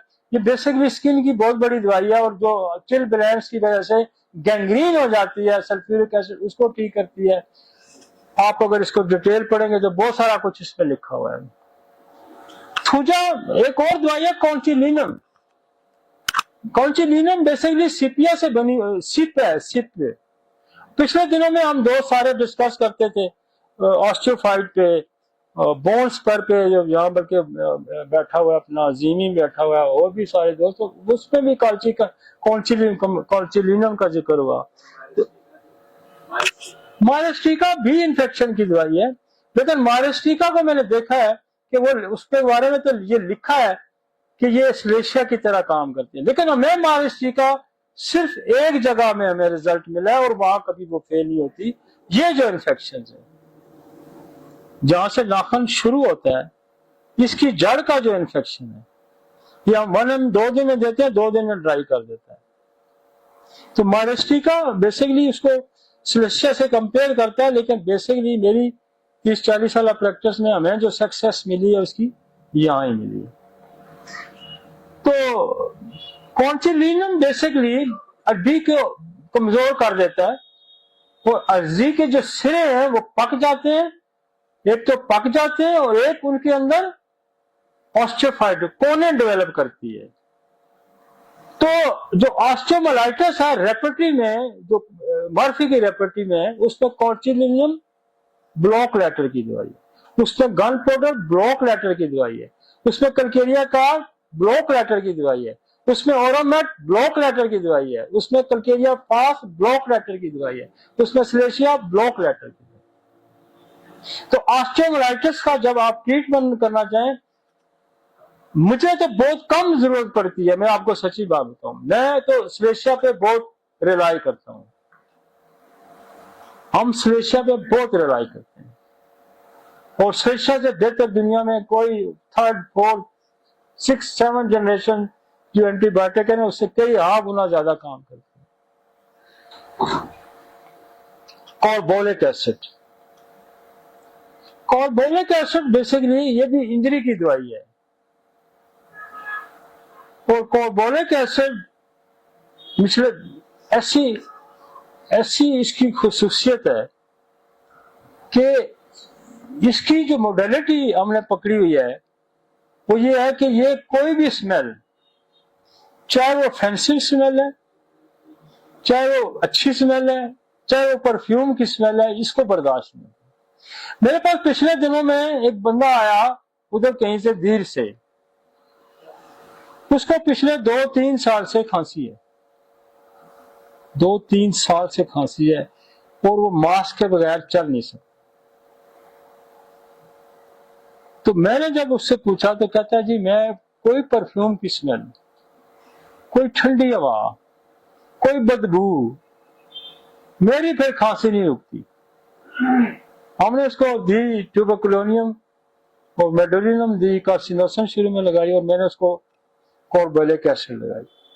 पिछली दफा मेरे पास आया 15 दिन, कहते मैं आ गया 15 दिन बाद आ जाएगा, कहता मैं आ जाऊंगा। मैं आया तो मैं क्या वो उसका वाला था, कहते इसको नहीं पहचाना हमने, ये वो मास्क वाला है। मैं क्या मास्क किधर है, कहता मास्क उतर गया। अब कोई स्मेल मुझे पे असर अंदाज नहीं आती। तो कार्बोलिक एसिड क्या कमाल है। मैं आपको बताऊं कि ये ऐसी की नोट है इसके अंदर खुदा ने, ये बेसिकली इंजरी की दवाई है, बोन की फ्रैक्चर की भी दवाई है आप अगर पढ़ें, लेकिन हमने इसका जो की नोट पकड़ा हुआ है वो स्मेल है। इसकी अनबियरेबल स्मेल आपको भी महसूस होगी, जिससे आ रही होगी उसके साथ बैठे को भी अनबियरेबल होगी, इतनी स्मेल, तेज स्मेल है। और इस बंदे को बहुत तेज स्मेल चुभती है।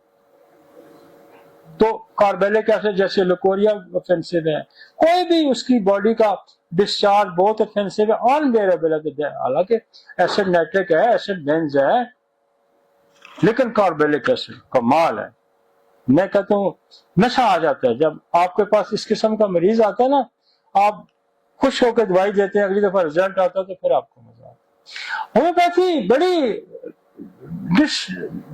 डिफरेंट एंगल से पकड़ने वाली चीज है, बहुत डिफरेंट एंगल से, बहुत खुदा की तरफ से ये बहुत इंसानों के लिए एक बड़ा नेमत है। मैं समझता हूँ कि खुदा का की तरफ से एक गिफ्ट है होम्योपैथी, जो इसको समझता है, जो इसको इस्तेमाल करना है। दुनिया में ऐसे लोग हमारे पास मरीज हैं जो कहते हैं हम मर जाएंगे तो हमने दूसरी दवाई नहीं खानी सिवाय होम्योपैथी। लोगों को यकीन है कि उससे ठीक होते हैं, यकीन नहीं है तो होम्योपैथ डॉक्टर को नहीं है। मैं सही बात करता हूं, इसलिए कि उसका तजर्बा नहीं है, उसको डराया जाता है, उसको बेसिक साइंस पढ़ाई नहीं जाती, कसूर उसका भी नहीं है। वो कहते हैं लग जाते तीर ना लगाते तुक्का, नहीं भाई ये तीर ही तीर है। ये तो कंप्यूटराइज जैसे नहीं बम मारते मिसाइल कि इतने इंच पे मारना है, इतने इंच पे पहुंचेगा, एक इंच भी आगे पीछे नहीं होती। ये अगर आप इसको परफेक्ट समझते हैं और परफेक्ट इसको, ये बिल्कुल कंप्यूटराइज साइंस है, बिल्कुल सही हिट करेगी। ये नहीं है कि हिट एंड ट्रायल वाली बात नहीं। बैलेस्पर्नस ये भी इंजरी की बड़ी दवाइयों में इसका, फ्लोरिक एसिड इंजरी की बड़ी दवाइयों में इसका शुमार है, फास्फोरिक एसिड इंजरी की बड़ी दवाइयों में और ऑस्टियोमाइलाइटिस की बड़ी, जहां फास्फोरस नहीं काम करेगी ये याद रखें, वहां फास्फोरिक एसिड काम करेगी, जहां फास्फोरस नहीं काम। लेकिन टीबी बोन पे फास्फोरस का बड़ा जरूरत, जहां टीबी बोन के इंफेक्शन आएंगे फास्फोरस रीड करेगी। ठीक है जी।